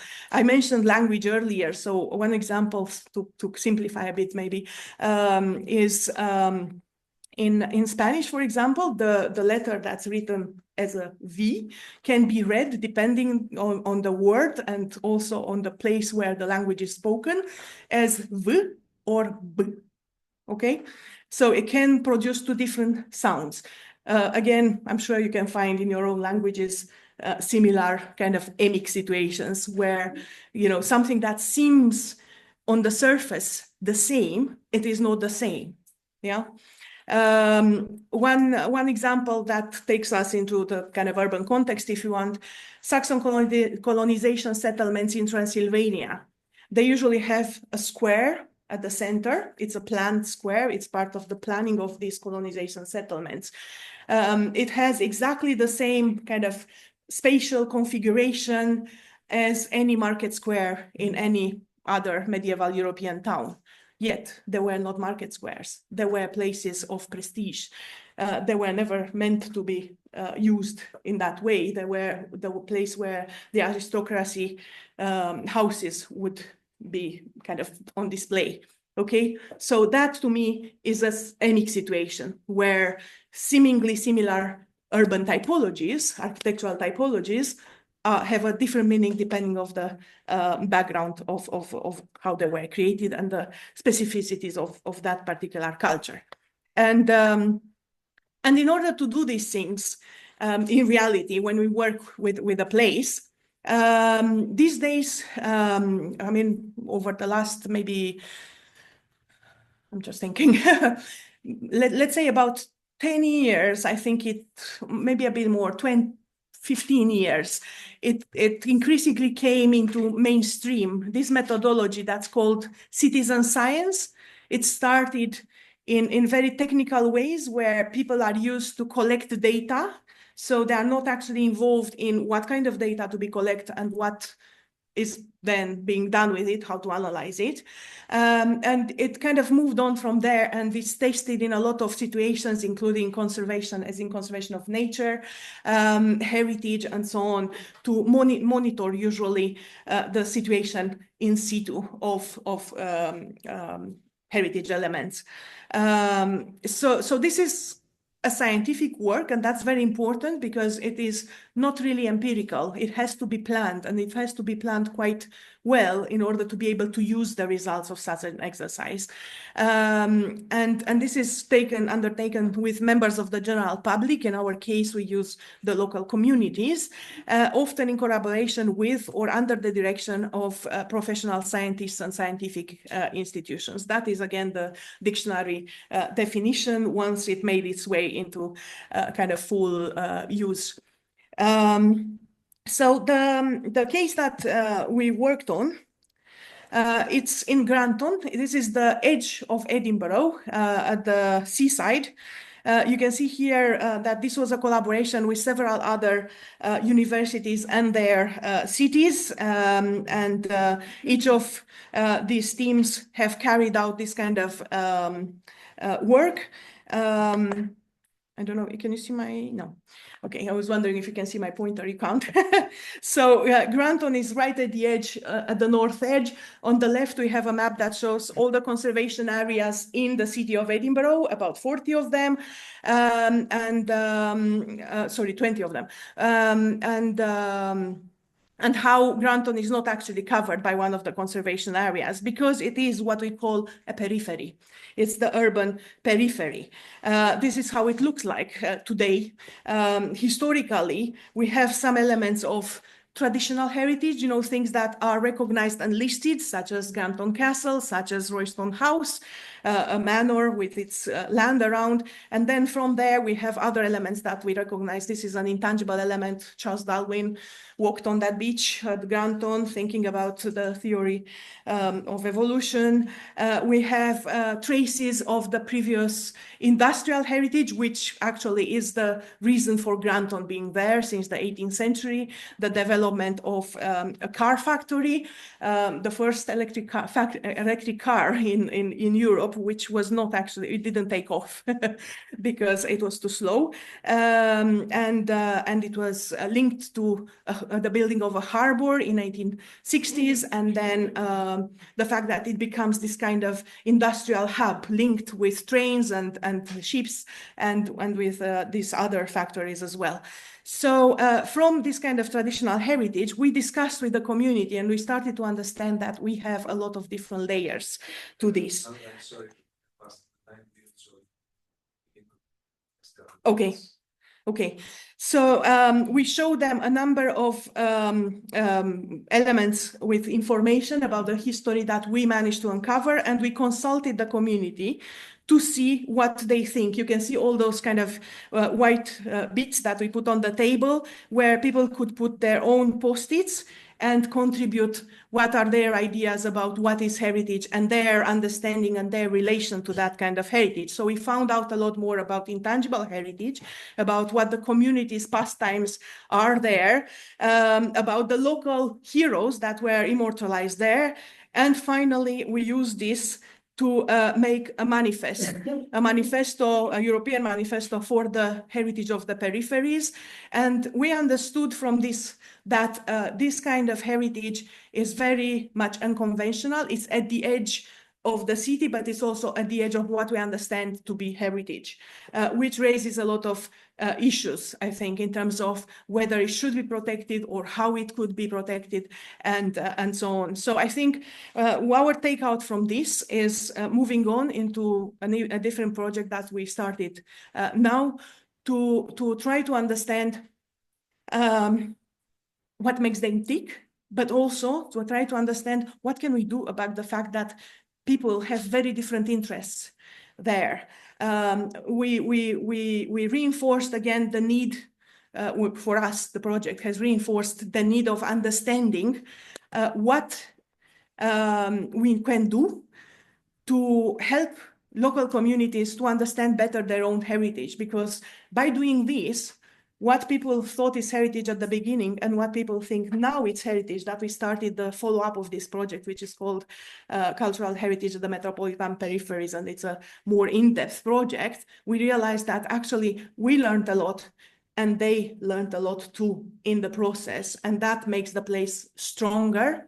And already we are negotiating some elements that mean the local authority will actually consider in a better way the heritage of these communities that was not formally recognized. I've put there my links to the project. If you are curious to see them later, I'm happy to share them. Thank you so much, and I'm very sorry I went through that.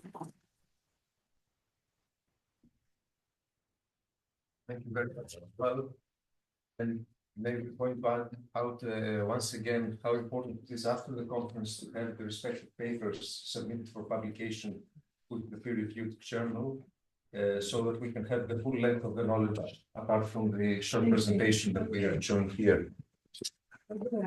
So, our next speaker is Katerina, along with Francesca, and they will be addressing the paper Revitalizing Fontecchio, a community-led approach to heritage conservation and cultural regeneration. So, please.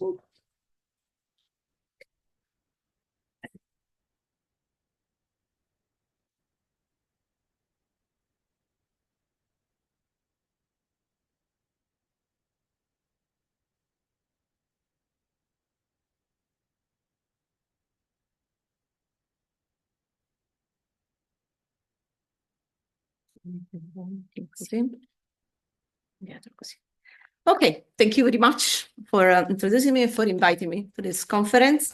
I'm sending greetings from my friend and colleague, Francesca Spadolini, who couldn't make it today. So she apologizes for that. So I will share the part of the presentation she prepared to describe this case study. The topic we selected for this case study today is a place that Francesca and I are both very attached to for personal reasons, and also because this place embodies the values of community participation in the well-being of a place. Fontecchio is a town in central Italy, is 25 kilometers away from L'Aquila, which is the capital region. And it is a medieval village. It preserves something that we know as the tower houses. So basically walls, gates, that give access to historical center from the Middle Ages. These are some of the pictures of the tower houses that we got in Fontecchio. The town, along with the 12 others, is protected by a park, a regional park, which is called the Silente Velino. It was created in 1982 to safeguard the natural, historical, cultural heritage that defines the identity of this area and its community. Now, in April 6, 2009, unfortunately, a terrible earthquake struck L'Aquila and the surrounding area. 56 municipalities were included in the area which was known as the seismic crater. And the area suffered both human losses and also the damage to cultural heritage. As a part of the reconstruction process, Fontecchio was the promoter of a project which is known as the Active Villages, that is inspired by an English model known as a village design statement. One of the promoters was this association, which is called the Torre del Cornione Environmental Educational Center, which together with 5 other municipalities, an association active in the area, received fundings to develop this methodology in the area of the earthquake crater. The aim was that one of involving citizens in a participatory design process to produce a document with a guideline for the future reconstruction. So active villages encourage local community to work together with this methodology with the help of professionals to develop a self-description of their identity and ideas for improving their daily living spaces. The publication of the guidelines for the local development and aesthetics of the village of Fontecchio was adopted in October 2021. Meanwhile, in 2013, Fontecchio became the first town in Italy that adopted the Faro principles, which will be ratified in Italy in 2020. And also 4 years later, from October 9 to October 12 in 2017, the Council of Europe held the first research and action workshop on cultural heritage in Fontecchio. We know cultural heritage is a fundamental right of humanity, and the Faro Convention introduces a broad and innovative concept of cultural heritage as a collection of resources inherited from the past. The choice of Fontecchio as a venue for this workshop in 2017 was particularly significant as an example of a post-disaster place. Based on the principle of the convention, the workshop proposed and inspired ways of organizing partnership with university, civil society, and research centers to carry out studies on rural and urban areas. The event provided a platform for knowledge exchange and sharing best practices with speakers from across France, Greece, Austria, Belgium, Italy, Germany, and Portugal, with activities such as craft exhibitions and discussion tables on future reconstruction projects, and parallel session and discussion with the local community. 3 main themes were developed during the workshop. So heritage and change in society, heritage as an ecosystem for development, and accessibility to cultural heritage. The workshop was a good way to share the observation on the situation of Fontecchio, which I say is an interesting case study as a reconstruction from a post-disaster, offer recommendation for future uses of the Faro Convention, and further examine the role of heritage in local development and quality of life. The workshop also highlighted some very positive aspects, but also some complexities. The most important thing is that the local community seem to be collaborating with these guidelines and developing these guidelines. Also, there are a special office for the reconstruction of the municipality of the crater that works wisely in the reconstruction process. But the main complexities are basically these concerns about the depopulation and eventual repopulation of the town of Fontecchio. That's why one of the things they promoted was that one of social housing. Other things is the lack of a shared vision, not just for Fontecchio, but for the entire region where Fontecchio is located. 1 year after the Council of Europe workshop, one more workshop was organized by the municipality of Fontecchio, and it was based on what was discussed thanks to the Council of Europe. The convention, still in process of ratification in Italy, has highlighted much more the importance of participation and shared responsibilities towards cultural heritage by the community. But the aspects they need further work are definitely valorization of environment resources, development of social connections, and raising awareness of the recognition of cultural heritage. Precisely because we're talking about the value of community in relation to cultural heritage, it's important for me to mention a religious event that, especially from 1980s, has become a celebration of the area where Fontecchio is located. This is called the Fire of Morrone, and it originates from an epic moment in the life of a Pope, Celestine V, who departed from the hermitage of Sant'Onofrio al Morrone, embarking on a memorable procession that led him triumphantly to L'Aquila in July 1794.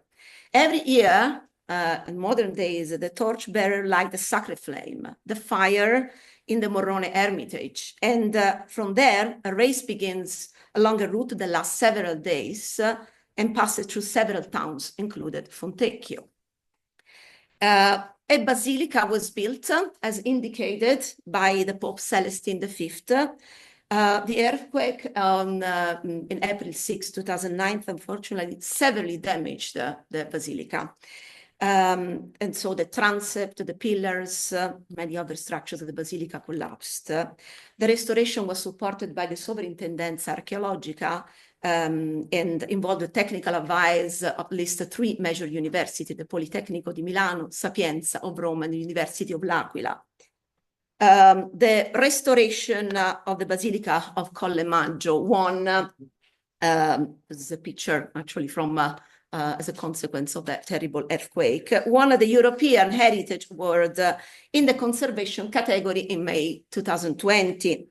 And we know that traditional materials were used also with some high-performance materials to work at the better restoration of the Basilica itself.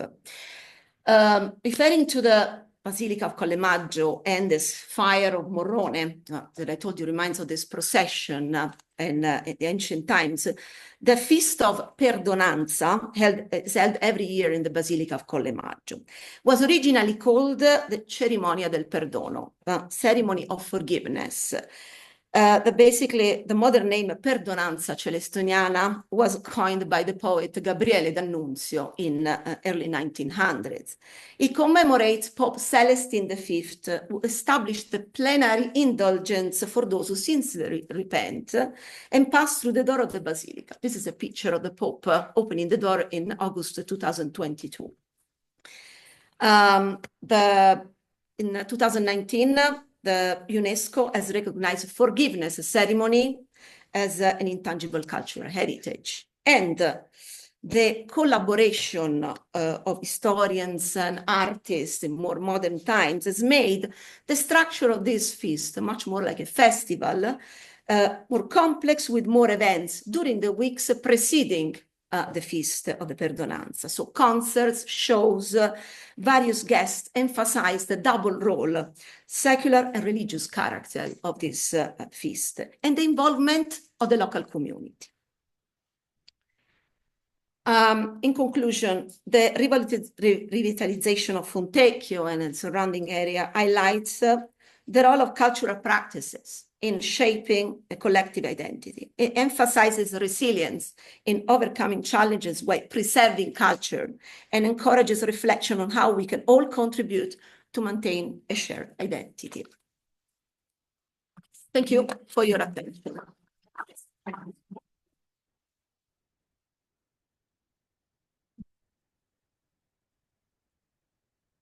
Thank you also for providing us with nearly 5 minutes extra time.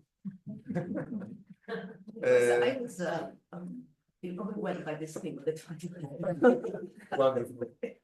So our next speaker is Malin from Sweden. on the facade of the Stockholm Royal Palace, a restoration project of national interest. Thank you. Thank you.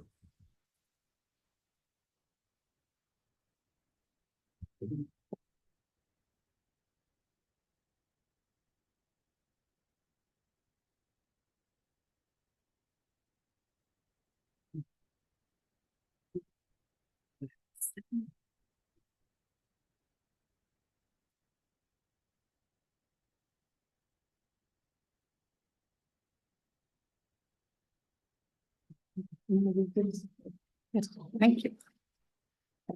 Thank you.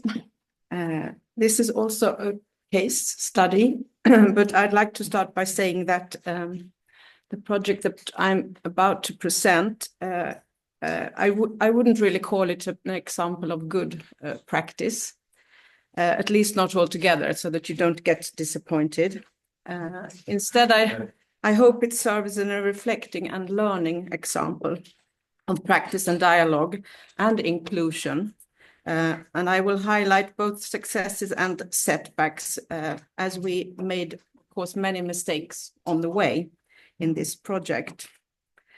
I'll start by saying a few words about the Faro Convention in a Swedish context. Sweden has not ratified the convention, or you could say that Sweden has not yet decided whether to or to not ratify. In 2014, the National Heritage Board examined the conditions and the consequences of the Faro Convention and the consequences for Sweden signing up. And the recommendation was that Sweden should ratify. They also stated that there were no constitutional changes needed to be made if we were to ratify. Of course, ICOMOS Sweden, as most of the other cultural heritage organizations, we agreed in this, and we also recommended a ratification. However, the final decision has not been made, and that is the situation still today, and it's more than 10 years ago. And why did I choose this project in this situation? It will focus on the planning of the ongoing facade restoration of the Stockholm Royal Palace and the dialogue between us, the conservation professionals, responsible for the work, and other stakeholders. And the most intensive time of the project actually took place at the same time or the same years as the Swedish discussion about the Faro Convention. So it's quite some time ago. As you can also see in this photo where I am on the photo. And of course, it's always difficult to see your own work from an outside perspective, but now several years have passed and we have had time to see the results of the work and how the project is sort of still carrying on, because it's still an ongoing project. And we have had time to reflect about it, about the work. At the time, I worked for the National Property Board, and I was responsible as a project manager for the restoration project. Of course, we had many different questions to address when we started the work. Who should be involved when it comes to the restoration of our national monuments? Who are the stakeholders? Who are the heritage communities when it comes to dialogue? And at what stage of the process are stakeholders to be involved? Once the goals and objectives are already defined and clarified, or earlier in the process. Also, we had a very specific aim with establishing a long-term foundation for this project, as we knew that we needed to secure the project for a long time, also financially. I'll give you just a few facts about the palace and its importance so that you understand the object. The palace is described as the center of the absolute monarchy, and it's a combination of royal residence, workplace, and historical monument. So it's the king's official residence. And it's also the setting for most of the monarchy's official receptions, and also a lot of the state ceremonies take place in the royal palace. It has more than 600 rooms and it's divided in 7 floors. It's open all year round to visitors. It has 3 museums in it and they have about 1 million paying visitors per year. The restoration is planned to go on. We of course, didn't know that from the beginning, but now we know that the restoration will take approximately 50 years, give or take maybe 10 or so. It's a very long project. And standing on the ground, you can't see how detailed the stonework is, and you can't see how damaged the stonework is, luckily. It's also impossible to comprehend how large scale the palace building is. So we have these enormous amounts of stonework with extremely detailed and fine chiseled stonework, but the stone is partially very deteriorated, especially in weathered exposed parts of the facade, whereas in sheltered areas, locations instead, the stone is very well preserved. Particularly, it's almost in perfect condition. It's still very sharp in its cutting. So in short, you could say that this project is necessary to safeguard this facade and the stone architecture for the future and for future generations. I'll give you also a few facts about the history of the palace. In short, the construction work began in the 1690s under the architect Nicodemus Tessin the Younger, who is one of Sweden's most famous architects. He's a very beloved architect.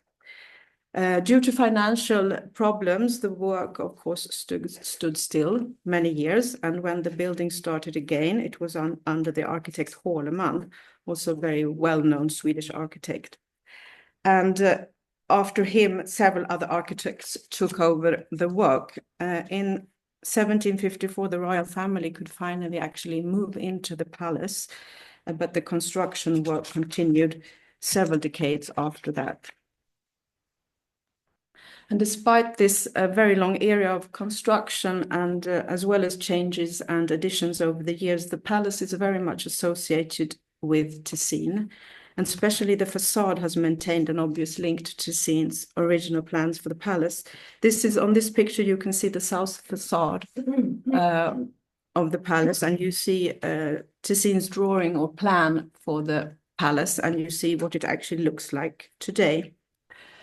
The problems with the stone deterioration and the problems with the facade mortar are, of course, not new. They are, in fact, historical problems. And like many other buildings or monuments of this scale and magnitude, it's not possible to say at what time in the history of the building the palace was actually completed and when the restoration work started. Maintenance, restoration, conservation efforts, we can say that it's a constant restoration project. I think I will skip this picture to have more time. Now I come to our working methods when it comes to inclusion. The ongoing restoration project, like earlier projects, started because we had a stone falling down from the facade.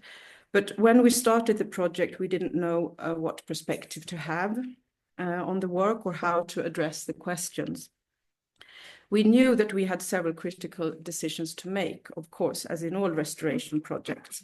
And our aim was to have an open and transparent working process. We wanted to work with inclusion, not just our usual method of invite, inform, ignore. We really wanted to work with inclusion. Also, the project is of a national interest, or at least in our opinion, we thought it ought to be in a national interest. And we needed the support and the interest of the public to secure the project. We put in a lot of effort to inform about the project from the very beginning, and that was before decision-making, during decision-making, at each new phase of the project. And we often got questions that we couldn't answer. And we simply said that we didn't know yet, and that was it. And from the very, very beginning of the project, media showed a very large interest. probably this was not because of the interesting restoration issues we discussed. It had more to do with the royal family, I think. But soon, I think media got an honest interest in the project. Scaffolding, stone falling down, stone masons, it makes very good television. So television, radio, newspapers, magazines, also international media took a huge interest in the project. And we took all the opportunities we were given to present the project and our thoughts, also in other different situations. And once we started working on site, we also welcomed lots and lots of visitors. And I can say it was exhausting, but it was also extremely inspiring, of course. We also had an exhibition about the palace and the restoration work, where we also told the history of the previous restorations. And it was actually quite successful. You wouldn't believe it, but it was. We had a lot of visitors and it was quite popular. But as you know, restoration addresses many different questions and includes many different expectations, of course. And to succeed, we needed the interaction between different standpoints in this project. So we invited stakeholders to the discussion before the goals and the aims of the project had been defined and clarified. We also knew that we had several critical decisions to make where we needed the expertise of our colleagues. So we had open hearings where we invited experts several times to address the more complex issues and questions. And it was very, very fruitful, of course. At the time, I didn't really always see the point of these hearings because we exposed ourselves for critique, of course, and also for quite fierce discussions that were sometimes difficult to handle. Of course, now we can see that this helped us take the work forward, and it also helped us reflect about the issues, and it also helped us secure our decisions. We also had a reference group with an advisory function. They are still working actually. They followed the project from the beginning. It contained representatives from the royal court, of course, because it's the residents of the royal family. Relevant authorities also were in this group: the National Property Board, the County Administrative Board, and also the City of Stockholm, the local authorities also. And we all often got the question, who actually decides, who makes the final decisions in this project? Who has the primary right of interpretation? Is it our sector of cultural heritage professions? Is it the authorities, the public, the politicians, or is it the king? And in such a large scale project with so many people involved, it is very difficult to answer this question, of course. The palace is state-owned and it's managed by the National Property Board, which is a state agency. And the mission and the funding is decided by the Swedish government. And large-scale projects like this is actually decided by the parliament. It's also a listed building protected by law. And this means, of course, that we need permission from the National Heritage Board for the work. In this project, actually, we deliberately avoided making the restoration project to a political issue.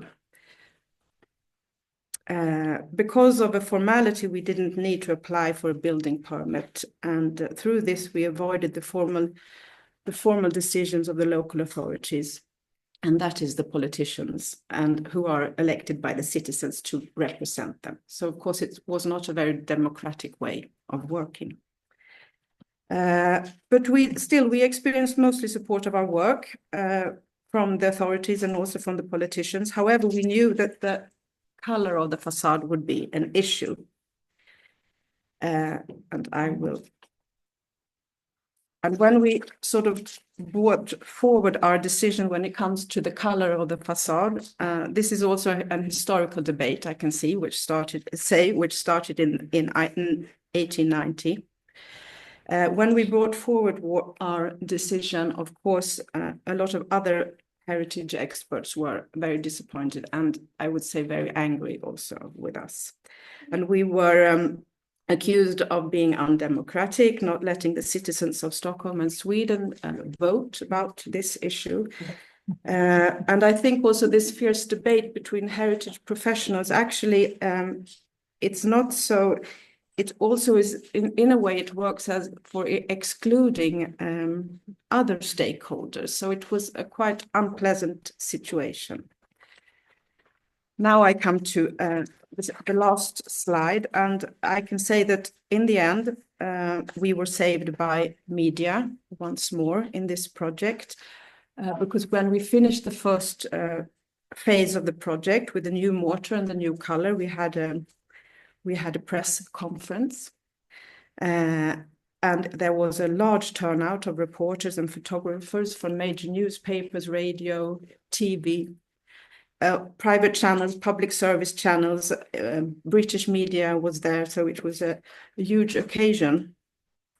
And it was not the best conditions. It was raining and it was cold, and I was sort of prepared for a disaster, actually.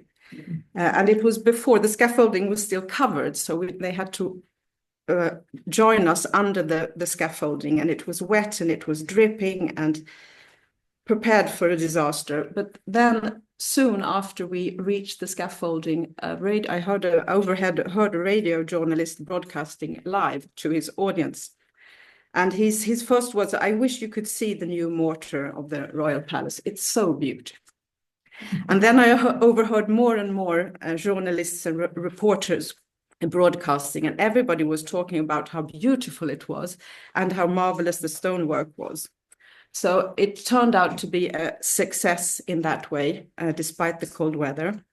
And of course, we received a few angry complaints afterwards. Everybody's entitled to their own opinion, but actually after that press conference, the debate more or less died out. So we were lucky with media in this case. I know that that's not the case for all projects, but you need to use the assets that you have available. Thank you.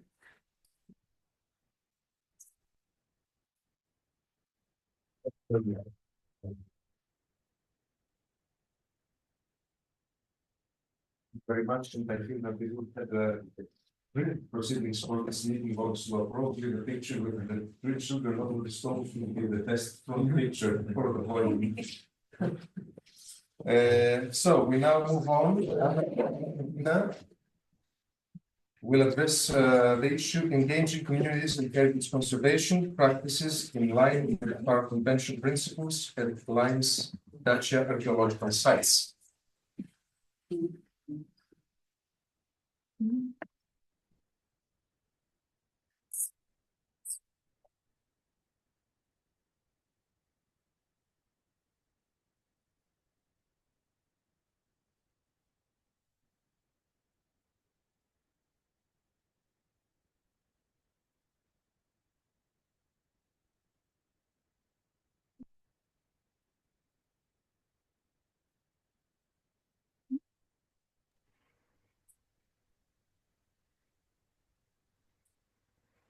So, hello everybody.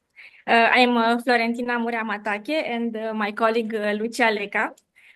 We are very proud and enthusiastic to present today among all of you a subject that is very dear to our hearts because we worked a lot on it the past few years. Speaking about the involvement or better the interaction between different communities in focusing on archaeological sites, especially on the archaeological sites that comprise the frontiers of the Roman Empire Dacia. Both me and Lucia are architects, and we work at the National Institute of Heritage in Romania in the World Heritage Department, which I may add is a very small department. We are 5 people, so we represent all of them today and our work together. and so this small team, we do most all of the things related to the World Heritage in Romania, from contributing to new nominations to working on the tentative lists, monitoring and reporting to UNESCO. So in this context, Romania inscribed last year, in 2024, the newest, actually there were two sites, but we speak today about the frontiers of the Roman Empire, Dacia, which actually was the most complex dossier that Romania developed, because this site actually comprises of 277 archaeological sites on the frontier of the Roman Empire in Dacia, which actually is the longest segment in Europe, with more than 1,000 kilometers. So the frontiers of the Roman Empire, Dacia, comprises traversing diverse landscapes. It is defined by a network of individual sites that include a very complex network of military installations, like fortresses, temporary camps, auxiliary forts, etc., and also their secular environment. Today, so here we have the map of all of these sites in Dacia, and their location in Europe, because actually the frontier, as you probably know, is very long.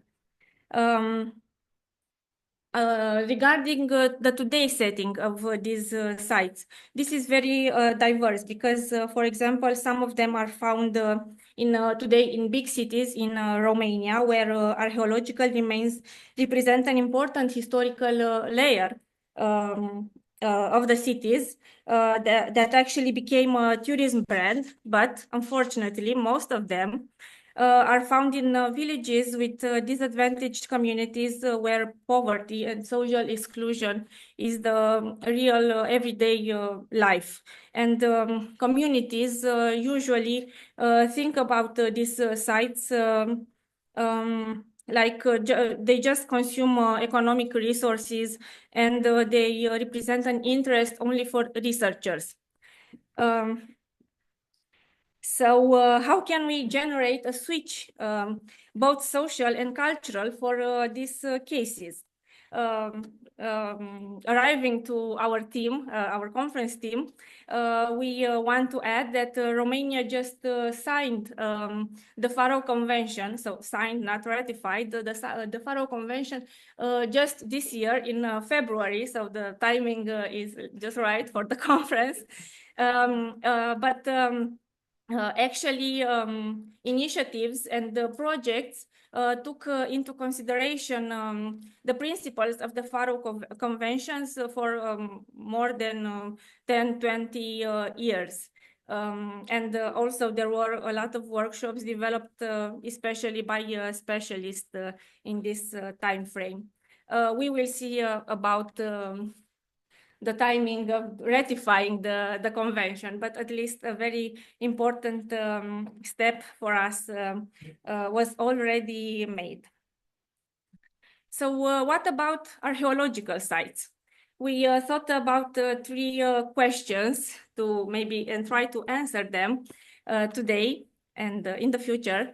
How can we interfere for starting research and preventing conservation, integrating also collective memory of the local communities related to the archaeological site, but being aware of the situation? How can we generate the concept of living heritage and apply it in the sense of the community's connection with heritage, emphasizing the so-called core community as an inseparable part of the heritage that communities create, utilize, maintain, and adapt as living heritage?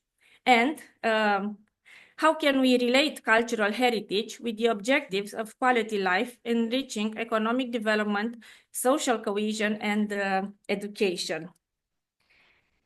So directly trying to answer this question and keeping in mind the Faro Convention principles, in the nomination dossier for inscribing the Roman frontiers of the Dacia, the Dacian limes, shortly said, in the management framework, all of its parts, like the general principles, objective, and direct actions, consider these elements. For example, I listed here the four main principles, general principles of the management framework. So the Roman frontiers must be integrated with its wider settings, must be a catalyst for sustainable development, will benefit from inclusive management, and will be approached from a values-led perspective. I also had some detailing about this, but I will skip it. So here we have like some proposed actions, concrete actions in this management framework. All of the actions actually consider the principles of the Faro Convention, but here we listed a few of them that we consider that better describe this. For example, one of the action is developing a conservation strategy and also developing an interpretation framework. Actually, in the same timing of writing the nomination dossier and the management framework, we started the work, for example, for the interpretation framework. We will talk about it a little bit later.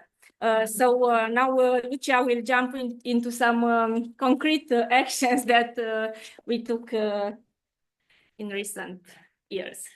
Okay. Thank you. So I will talk about hands-on experience and training as a case studies in relation with the two documents that my colleague Florentina mentioned. Both the conservation strategy and the interpretation, actually the interpretation framework, it's finished, and we are still working for the conservation strategy. So the first subject refers to the summer school organized for archaeological excavation and conservation. And the development of summer schools assume actually interaction between specialists, between community members, from mayor, from priest, from teachers in the villages to children. And also to young people, students coming to learn and to live for a short time in the community. And to assure actually the success of activities, the specialists and the coordinators of the summer schools adapted and also simplified the scientific language in order to be better understood by the members of the community, and to detail the needs, the action and the vision to people who with no background in conservation and restoration field. Also, several state institutions, such as the National Institute of Heritage, the museums involved in the lemurs research, the universities and laboratories, professional association and NGOs signed partnership to develop summer school for different sites. And this is very important and actually proves the capacity, as the result it's more than the sum of elements.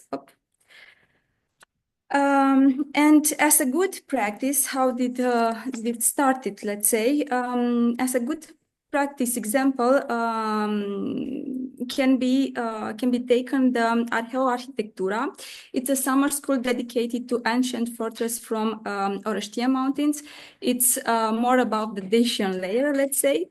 And here, how did it function, this partnership? A national NGO, the Ambulance of Monuments, built a protection structure with students volunteering.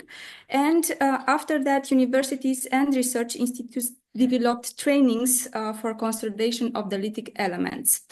And all this, it's managed actually at the archaeological base, which is a former school in the village, where people from the village come to cook for the students, for example, and also other villages come to because they are curious what the students have done during that day. And this is actually part of the building the core community and contributing to the definition of the living heritage. Also, this model was implemented during the last 2 years for other archaeological sites from the Limes-Dacia segment. For example, at Buridava and Mehadia, both of them former Roman fortresses. Last but not least, the summer school also tackles sensitive situation where sites were vandalized due to lack of knowledge or due to poverty. And for this situation, skilled facilitators should be involved in multidisciplinary teams that taking in consideration actually the anthropological research and integration of collective memory. So we raised the question, what traces of the recent history should we keep and why?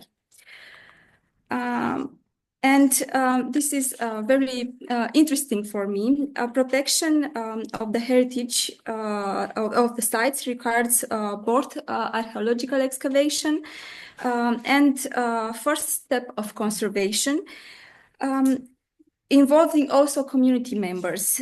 And the interaction between them can also lead to the quality and conservation. And nice example that then I can bring into your attention is that during the discussion, during lunch between specialists and the cookers of the conservators were a little bit worried because they couldn't find the properly mix between aggregates coming from shells, and this was needed for conservation. And somebody from the local community said, okay, 20 kilometers from this place, it's a lake, and there it's a certain type of sand, you can check it. They went there and it was proven by laboratory analysis that it was actually compatible with what they needed for conservation. And what actually happens is that the local community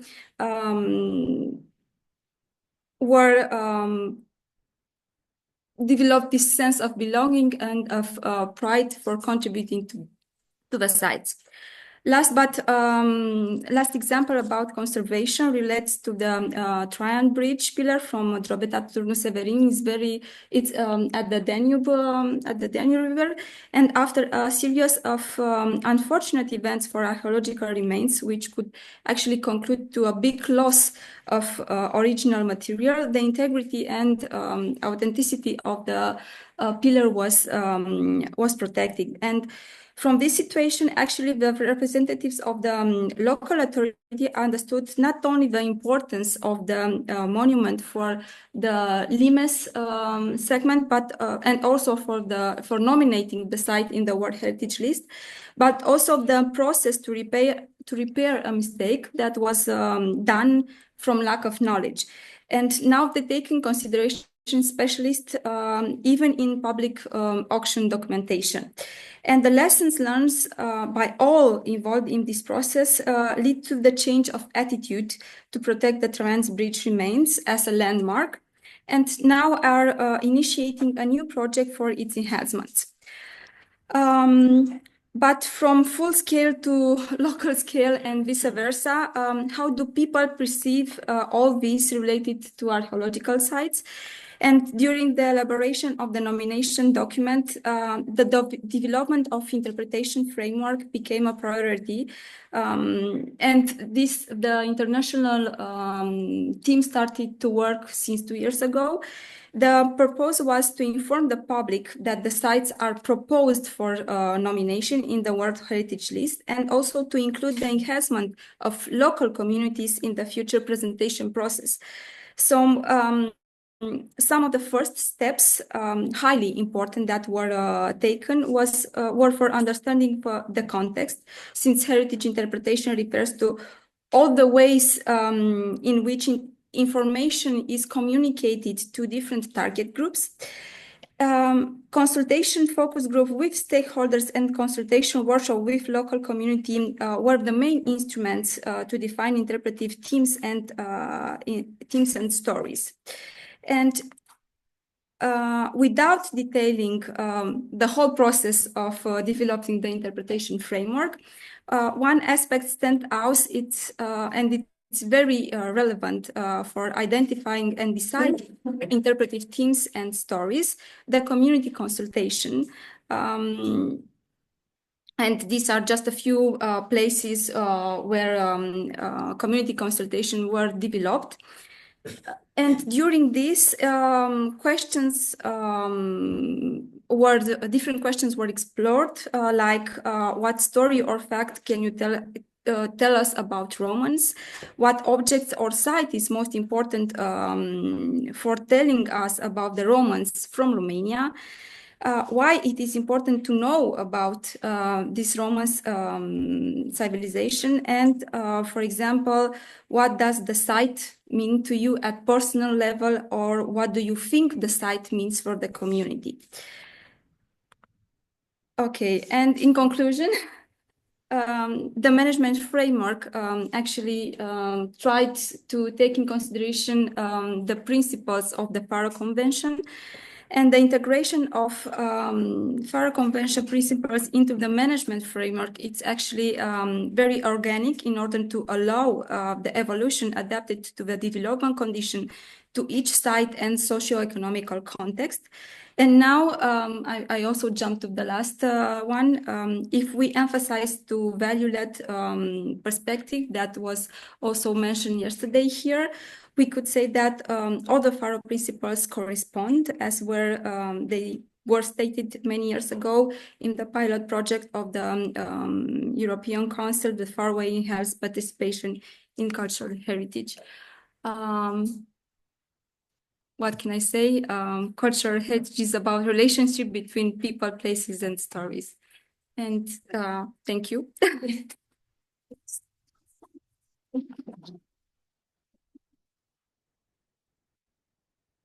Just to add, we wanted to bring the positive side of this process, because we heard from many of you, we also have a lot of challenges in the process, but we will.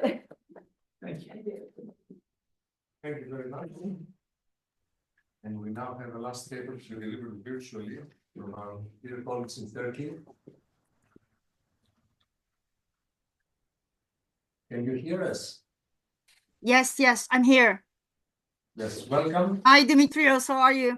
How nice to see you again. Yeah, nice to see you. This time it's virtually, but anyhow. It's all the best. The floor is yours. You may start your presentation. Thank you. May I share my screen? Okay. Yes.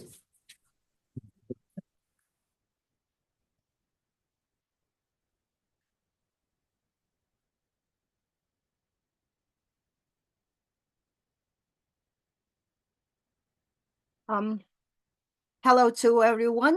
Our presentation today will focus on a neglected component of a very well-worked heritage site in Istanbul. It's not a building.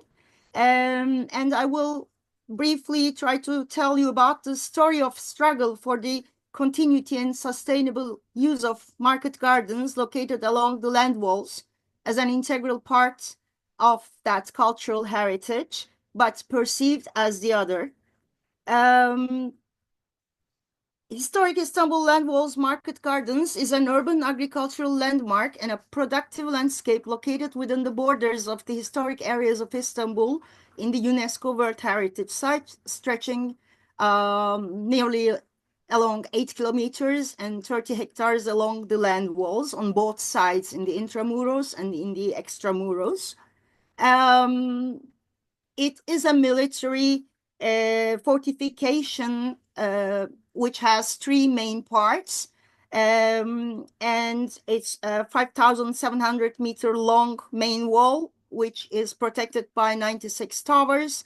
And the front line we have and the main wall, the moats and added at a later period, they are designed as a triple defense system. And these fortifications represent the latest stage of defense techniques developed in the Mediterranean world against the siege techniques of the early Ages and the Middle Ages. This definition is from the World Heritage Site dossier. And the landscape of the land walls changed, of course, in time. There are two visuals you see here. One is from the 19th century postcard, and the other is the landscape of the site today.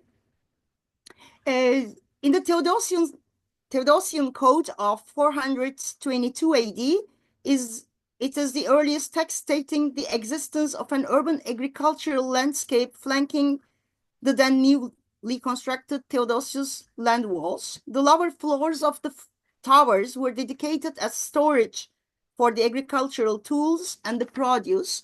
So when Theodosius constructed the land walls, we know that this site was dedicated to urban agriculture, and Theodosius gave the control of the land walls to the gardeners. The earliest farmers were Greeks and Armenians, then followed by Bulgarians. And during the 18th century, we had Istanbul had many immigrants from Balkans, and they found work in the market gardens.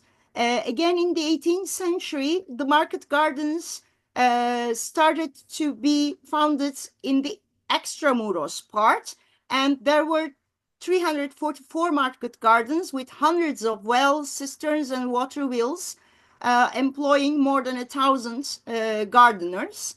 And this continued as well in the 19th and the 20th centuries. And so Yedikule was known for the special cultivar, it's Yedikule latius.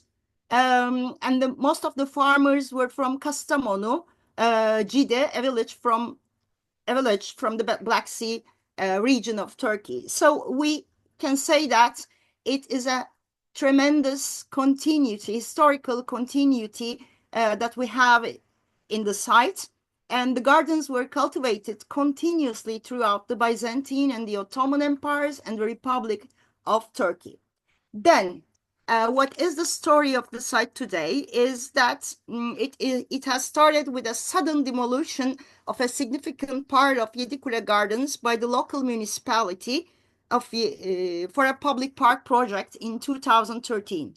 A multidisciplinary initiative was formed in support of the historic gardens and the gardeners, demanding a participatory process for the preservation and planning. This struggle continues with the neglect of the gardens in the current restoration projects of the land walls, unfortunately, still today.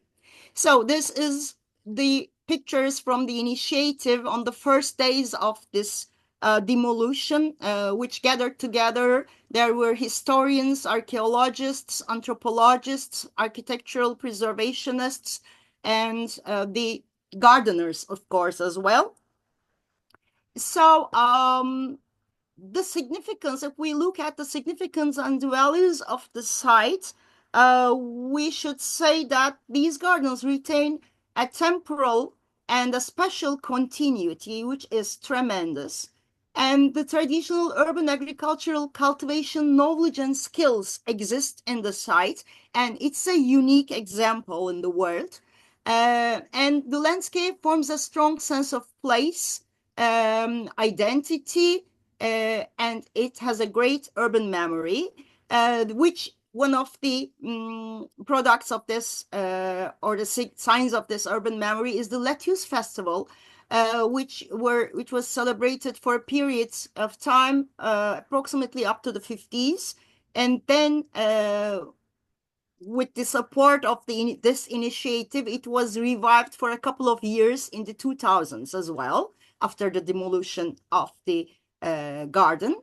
And of course, the gardeners are the most important component of this issue. which they are the last remaining living specimens of the city's agricultural and environmental history, including its economic, social, and environmental aspects. And of course, this palimpsest character of the multi-layered site, where the historical agricultural layer exists over and in symbiosis with the archaeological one. I have to say that it's quite a hard case when an archaeological site is in symbiosis with a later agricultural layer. So if we would like to have a look, a value-led perspective, which considers the gardens and the city walls as a whole, we should say that it is a cultural space. There are land walls, market gardens, gardeners' houses, wells, and irrigation system, which is a unique system which still survives today. The historical continuity is apparent. The traditional knowledge, the gardening profession, is still surviving today. And of course, we should mention the local products. Of course, the most well-known is the lettuce, but there are also many other foods, local foods, which were even mentioned in the Byzantine records. And of course, social practices and rituals are important for the site. So this spatio-temporal entanglement, the walls, the city walls and the market gardens create authenticity. Here there is a 19th century map, which you can see that the ditches were even then filled and used as cultivation areas and cultivated, even in the 19th century, which was started in the 18th even. And two visuals again showing the cultivation areas in the 19th century and today in the 21st century.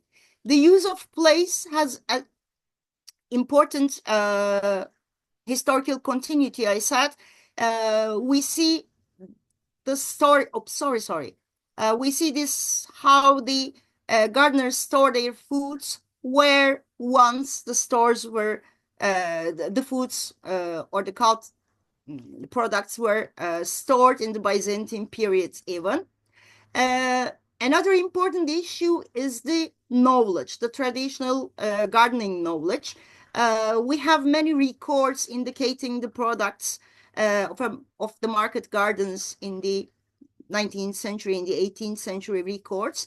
And this system is important since that irrigation system is a traditional historic irrigation system.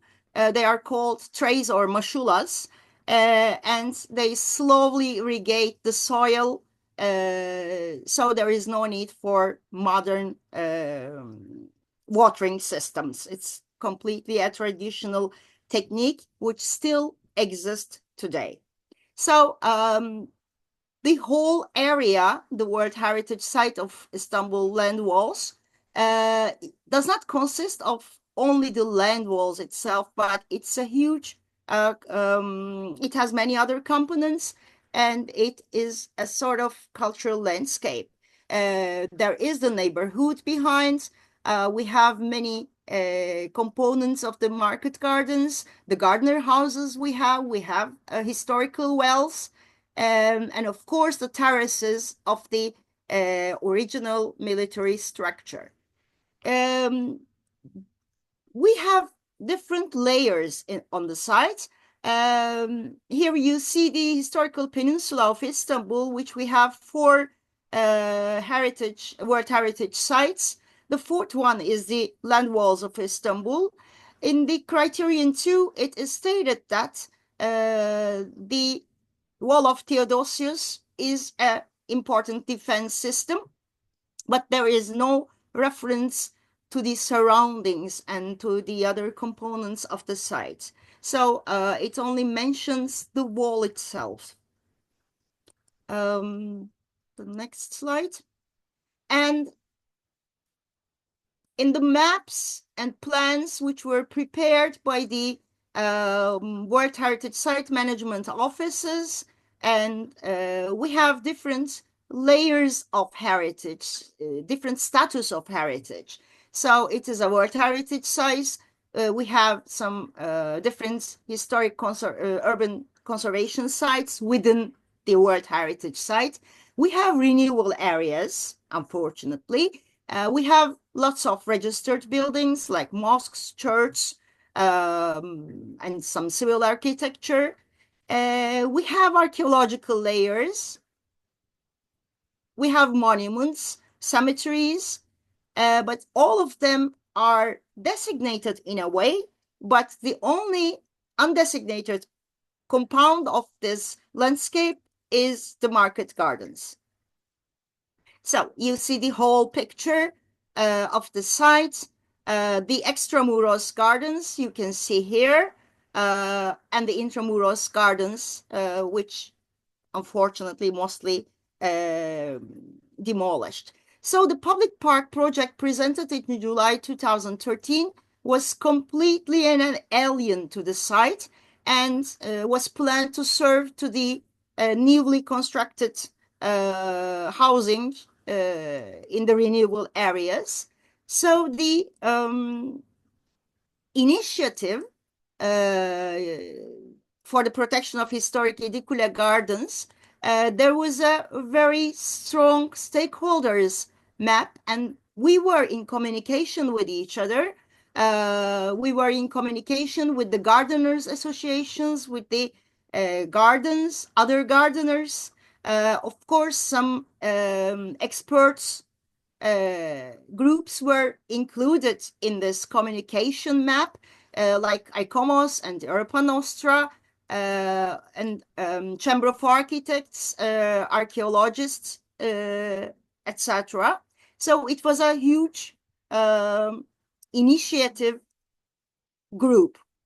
We declared what should be done in this very important historical agricultural land.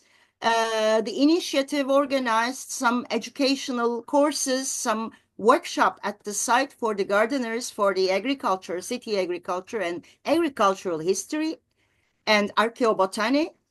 So we had some newspaper articles, some television programs, radio programs, and we had connections with Terra Madre and slow food organizations as well in the international level. And some articles were even published in some magazines. For example, one of them is the one which was published in La Repubblica by Carlo Petrini. Then we tried to organize meetings with the officials, with the site management office, with the municipality, and try to convince them about the importance and significance of the site, like the social practices and the products. We were in collaboration with some restaurants, with some chefs, so they promoted the Yedikule lettuce, etc. So we tried to convince them to cancel this park project. For a short, in the meantime, the area dramatically changed because of those interventions. And then we convinced the municipality and the officers to change the project. They changed the project. This, excuse me, can you hear me? Yes, Yeah, may I sure. just ask if you could conclude because we are over the time limit? Yes, I'll try to be very quick. They revised the project and turned the project into an urban agriculture park, but this was not the thing that we want. The garden was not a park. It should not be accepted as a park. And then the new municipality after the elections tried to have a new look to the site. They declared that they will restore the land walls, but they started to clean the bostans, to clean the gardens.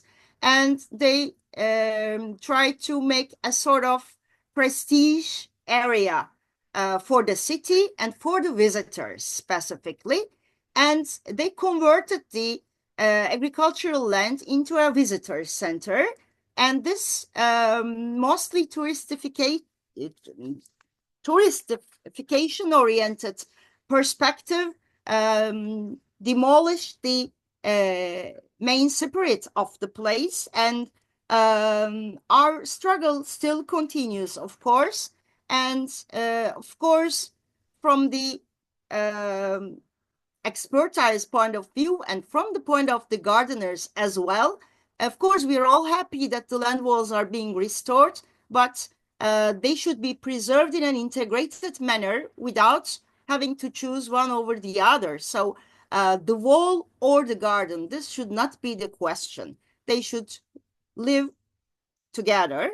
And as a conclusion remark, I should say that if the place becomes a place to be visited and seen but not lived in, this is not preservation. And of course, we should think about the producers and the sustainers of this heritage, so the gardeners, and we should put them on the focus of this case. Thank you for your patience. Dimitrios. Thank you too. Thank you very much.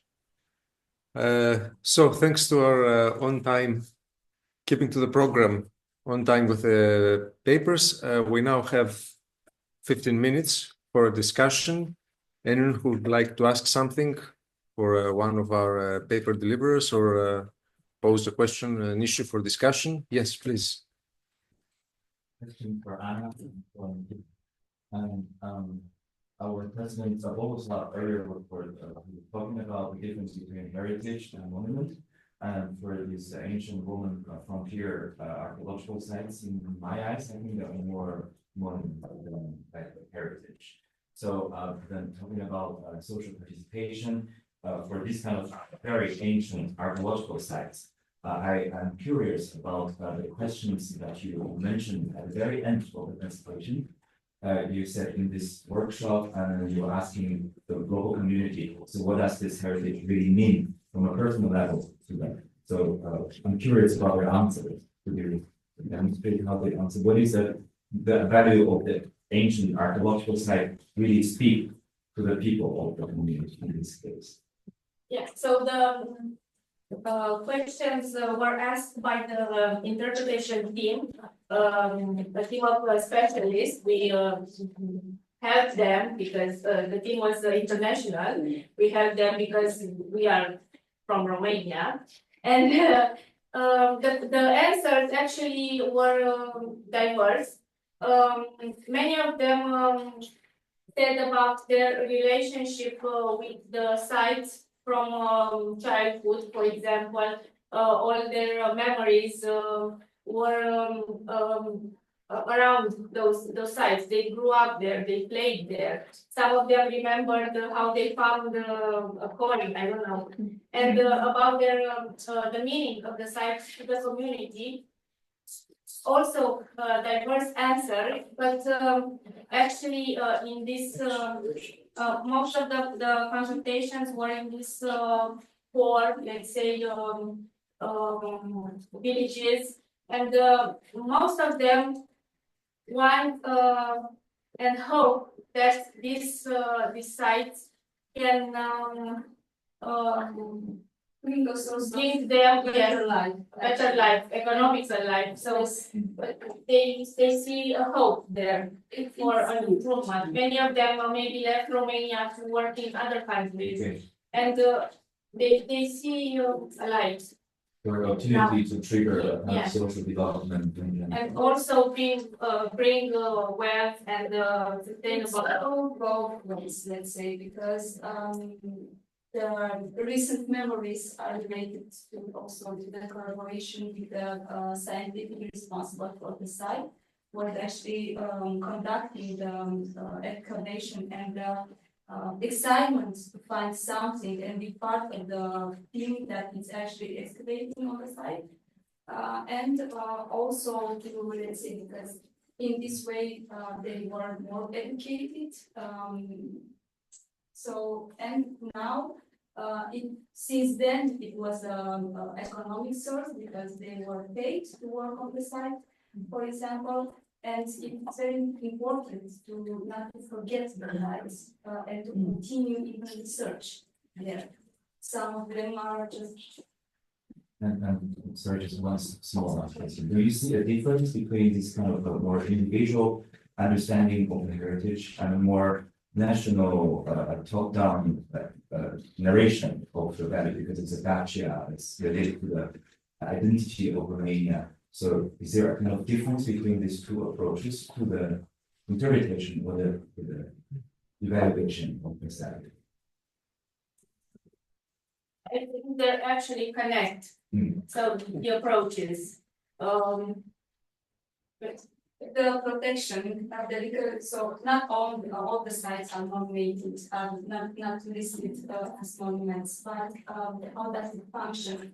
When somebody is very close to the site, they call to the local institution, the county directorate, and that something is happening there, and so it's like a cherishing the site. It's the watcher, the guardian of the site in some places.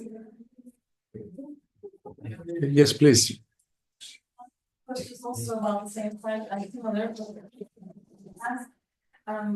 you said that in the National Institute you were a small unit for World Heritage, so For World Heritage, there are 5 people. Yeah, it's very small. But actually, we work for all monuments, not class of.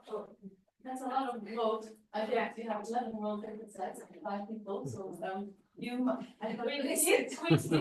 Roman Limes, yeah, we have a lot more. So I was thinking you need some local partners to implement these with plans. So I have like 2 questions really. One is, who were your local partners who helped you implement the plan? Was it the council? You just mentioned an international team. I don't really count them as local partners, and the expedition team, but there might be more important local partners that you work with, locally. And the second question is, as part of the interpretation strategy, you listed very interesting, like similar but differentiated lines, like local stakeholders and then local community as 2 different things, and visitors versus tourism as 2 different things. So maybe you might comment on the nuances that you had in mind to write them separately. See what I mean? Yeah. So maybe I can answer the first one. For example, for this nomination with 277 sites components, actually there are more on the Roman Limes. These are the ones that got nominated. We had the National Institute coordinate the nomination dossier, but actually we have had and still have, and we are working every day with partners in all of the counties, like in the country where these sites are located, from local authorities to local museums.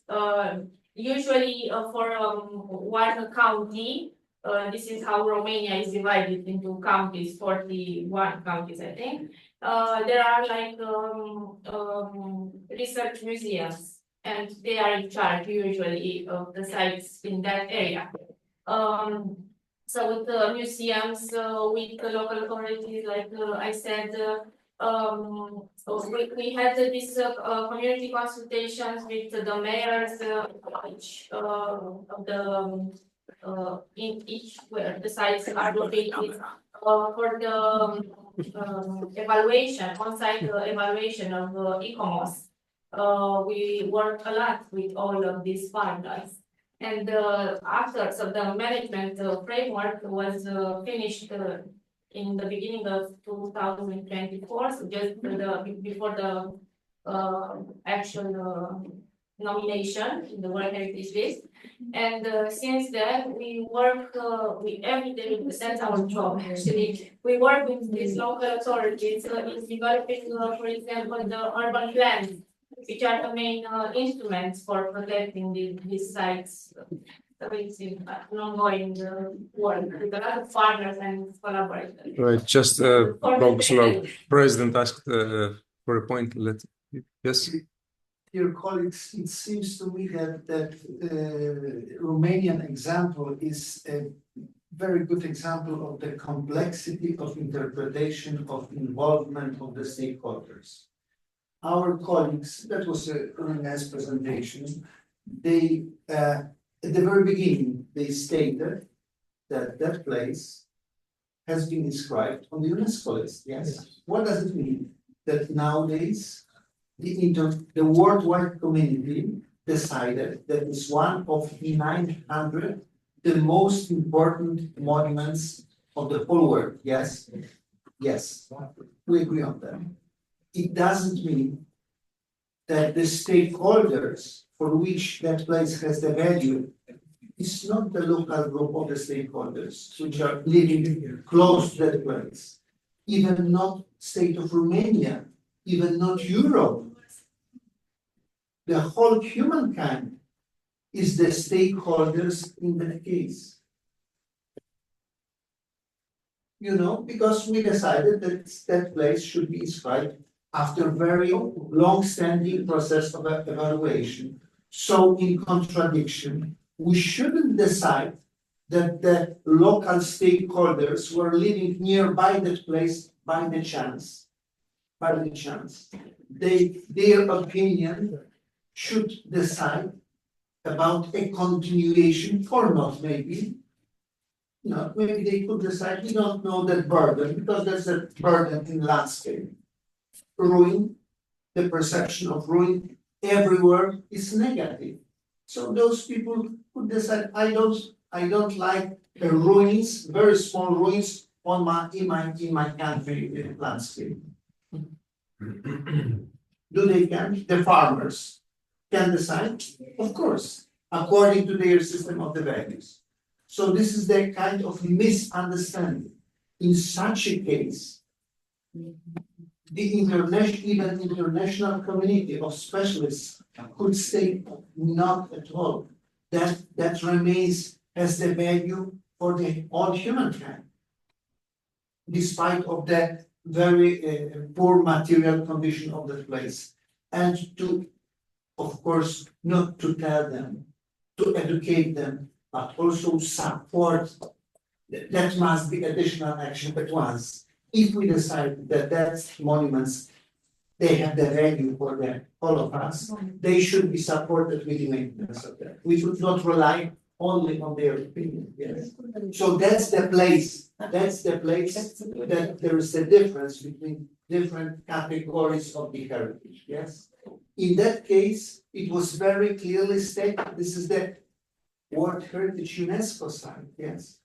All of us, even Philippines, China, but other colleagues, that's the legacy, the Roman Empire, legacy of all of us. So such places should be protected, and that's our role to convince everybody, authorities, local society, local authorities, that such a place has a value. Okay. Yes, but just because everyone needs a rest, also to continue with the visuals, which are a bit more tiring, if we can have a very small, yes, comment. My questions for Department's colleague Ruxandra from Romania. I enjoyed very much from your presentation because I'm an urban planner, so the discussion is very much into my experience and interests maybe. I really wonder if in Romania or UK, depending on your experience, is there a legal tool or instrument or regulations to benefit from these business funds? Or is it something that is used in practice to get benefit from the local people's inclusion in the science collection? That's a very good question. Citizen science existed since the 1980s, okay, but it was confined to collecting data. So I think that the expansion of this methodology into an actual kind of co-creation of methodologies of research is much more recent. So at least from what I see for urban conservation, there are a number of projects really in just the last years, okay? So as far as I know, there is no mechanism in legal form. What exists in many planning environments in Europe, everywhere, and it is probably more limited in other parts of the world, is the so-called public consultation. That is a requirement for any new master plan and so on. So it was interesting to see how in Sweden there was a possibility to actually bypass the whole planning system and actually have an intervention without a planning application, and that is not an isolated case. You know, it was interesting to see today, but it does happen often in many places. So I think we need to be conscientious of the fact that the whole process is actually a political one. So we need to have the support, and we need to educate the elected to be on our side in the same way as we need to educate the communities, the local communities, the farmers that Boguslav was mentioning, that they could oppose the conservation of the limits of the Nigerian ruins. Because I think the whole process that was described by our Romanian colleagues show that it is possible to infuse that community and help them make maybe parts of their heritage that may have seemed originally elitist to them, made them part of their lives. And I think that's also very interesting to see in relation to the case that we saw for the gardens on the wall in Istanbul, because the community rallied together with specialists as a reaction to the mindless intervention of the local authority. So I think we need to think about how to prevent that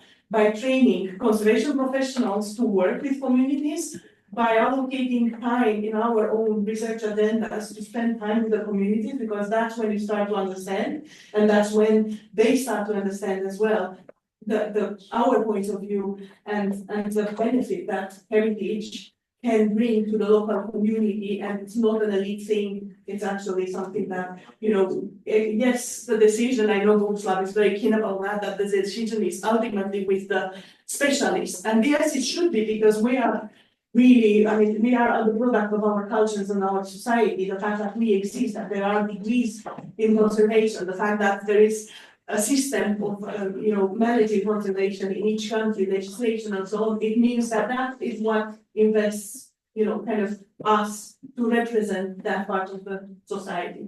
Thank you very much. Thank you very much. I think that we will have to conclude at this point, because as specialists, who after these 5 papers have made it very clear that we have added duties now to act as negotiators, among other things, because it's one thing if you have a monument that everyone acknowledges and needs to consider it necessary to be preserved, but it's another if you have groups of people who have, some of them, the opinion that it should be gone away with. So our burden appears to be much bigger now after this, the clarifications of these 5 papers. So a rest is much needed. And we will convene again in the afternoon for the visual presentations. So thank you very much for your morning attendance, and we will be seeing you all in the afternoon at 3 o'clock sharp. Yes, thank you.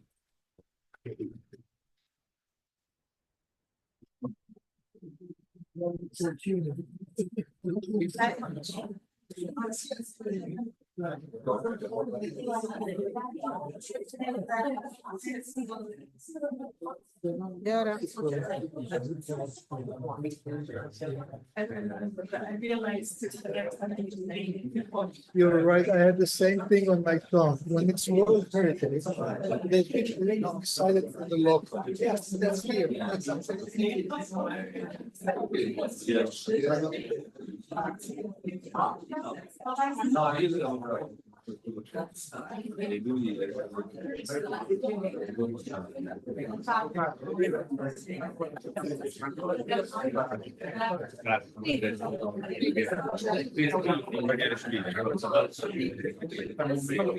Molto buono. Sì, infatti vedo quello che serve, poi dopo vediamo. Certo, vabbè. Scendo intanto che vado un attimo, scendo intanto che vado un attimo al bagno e poi mi saluto.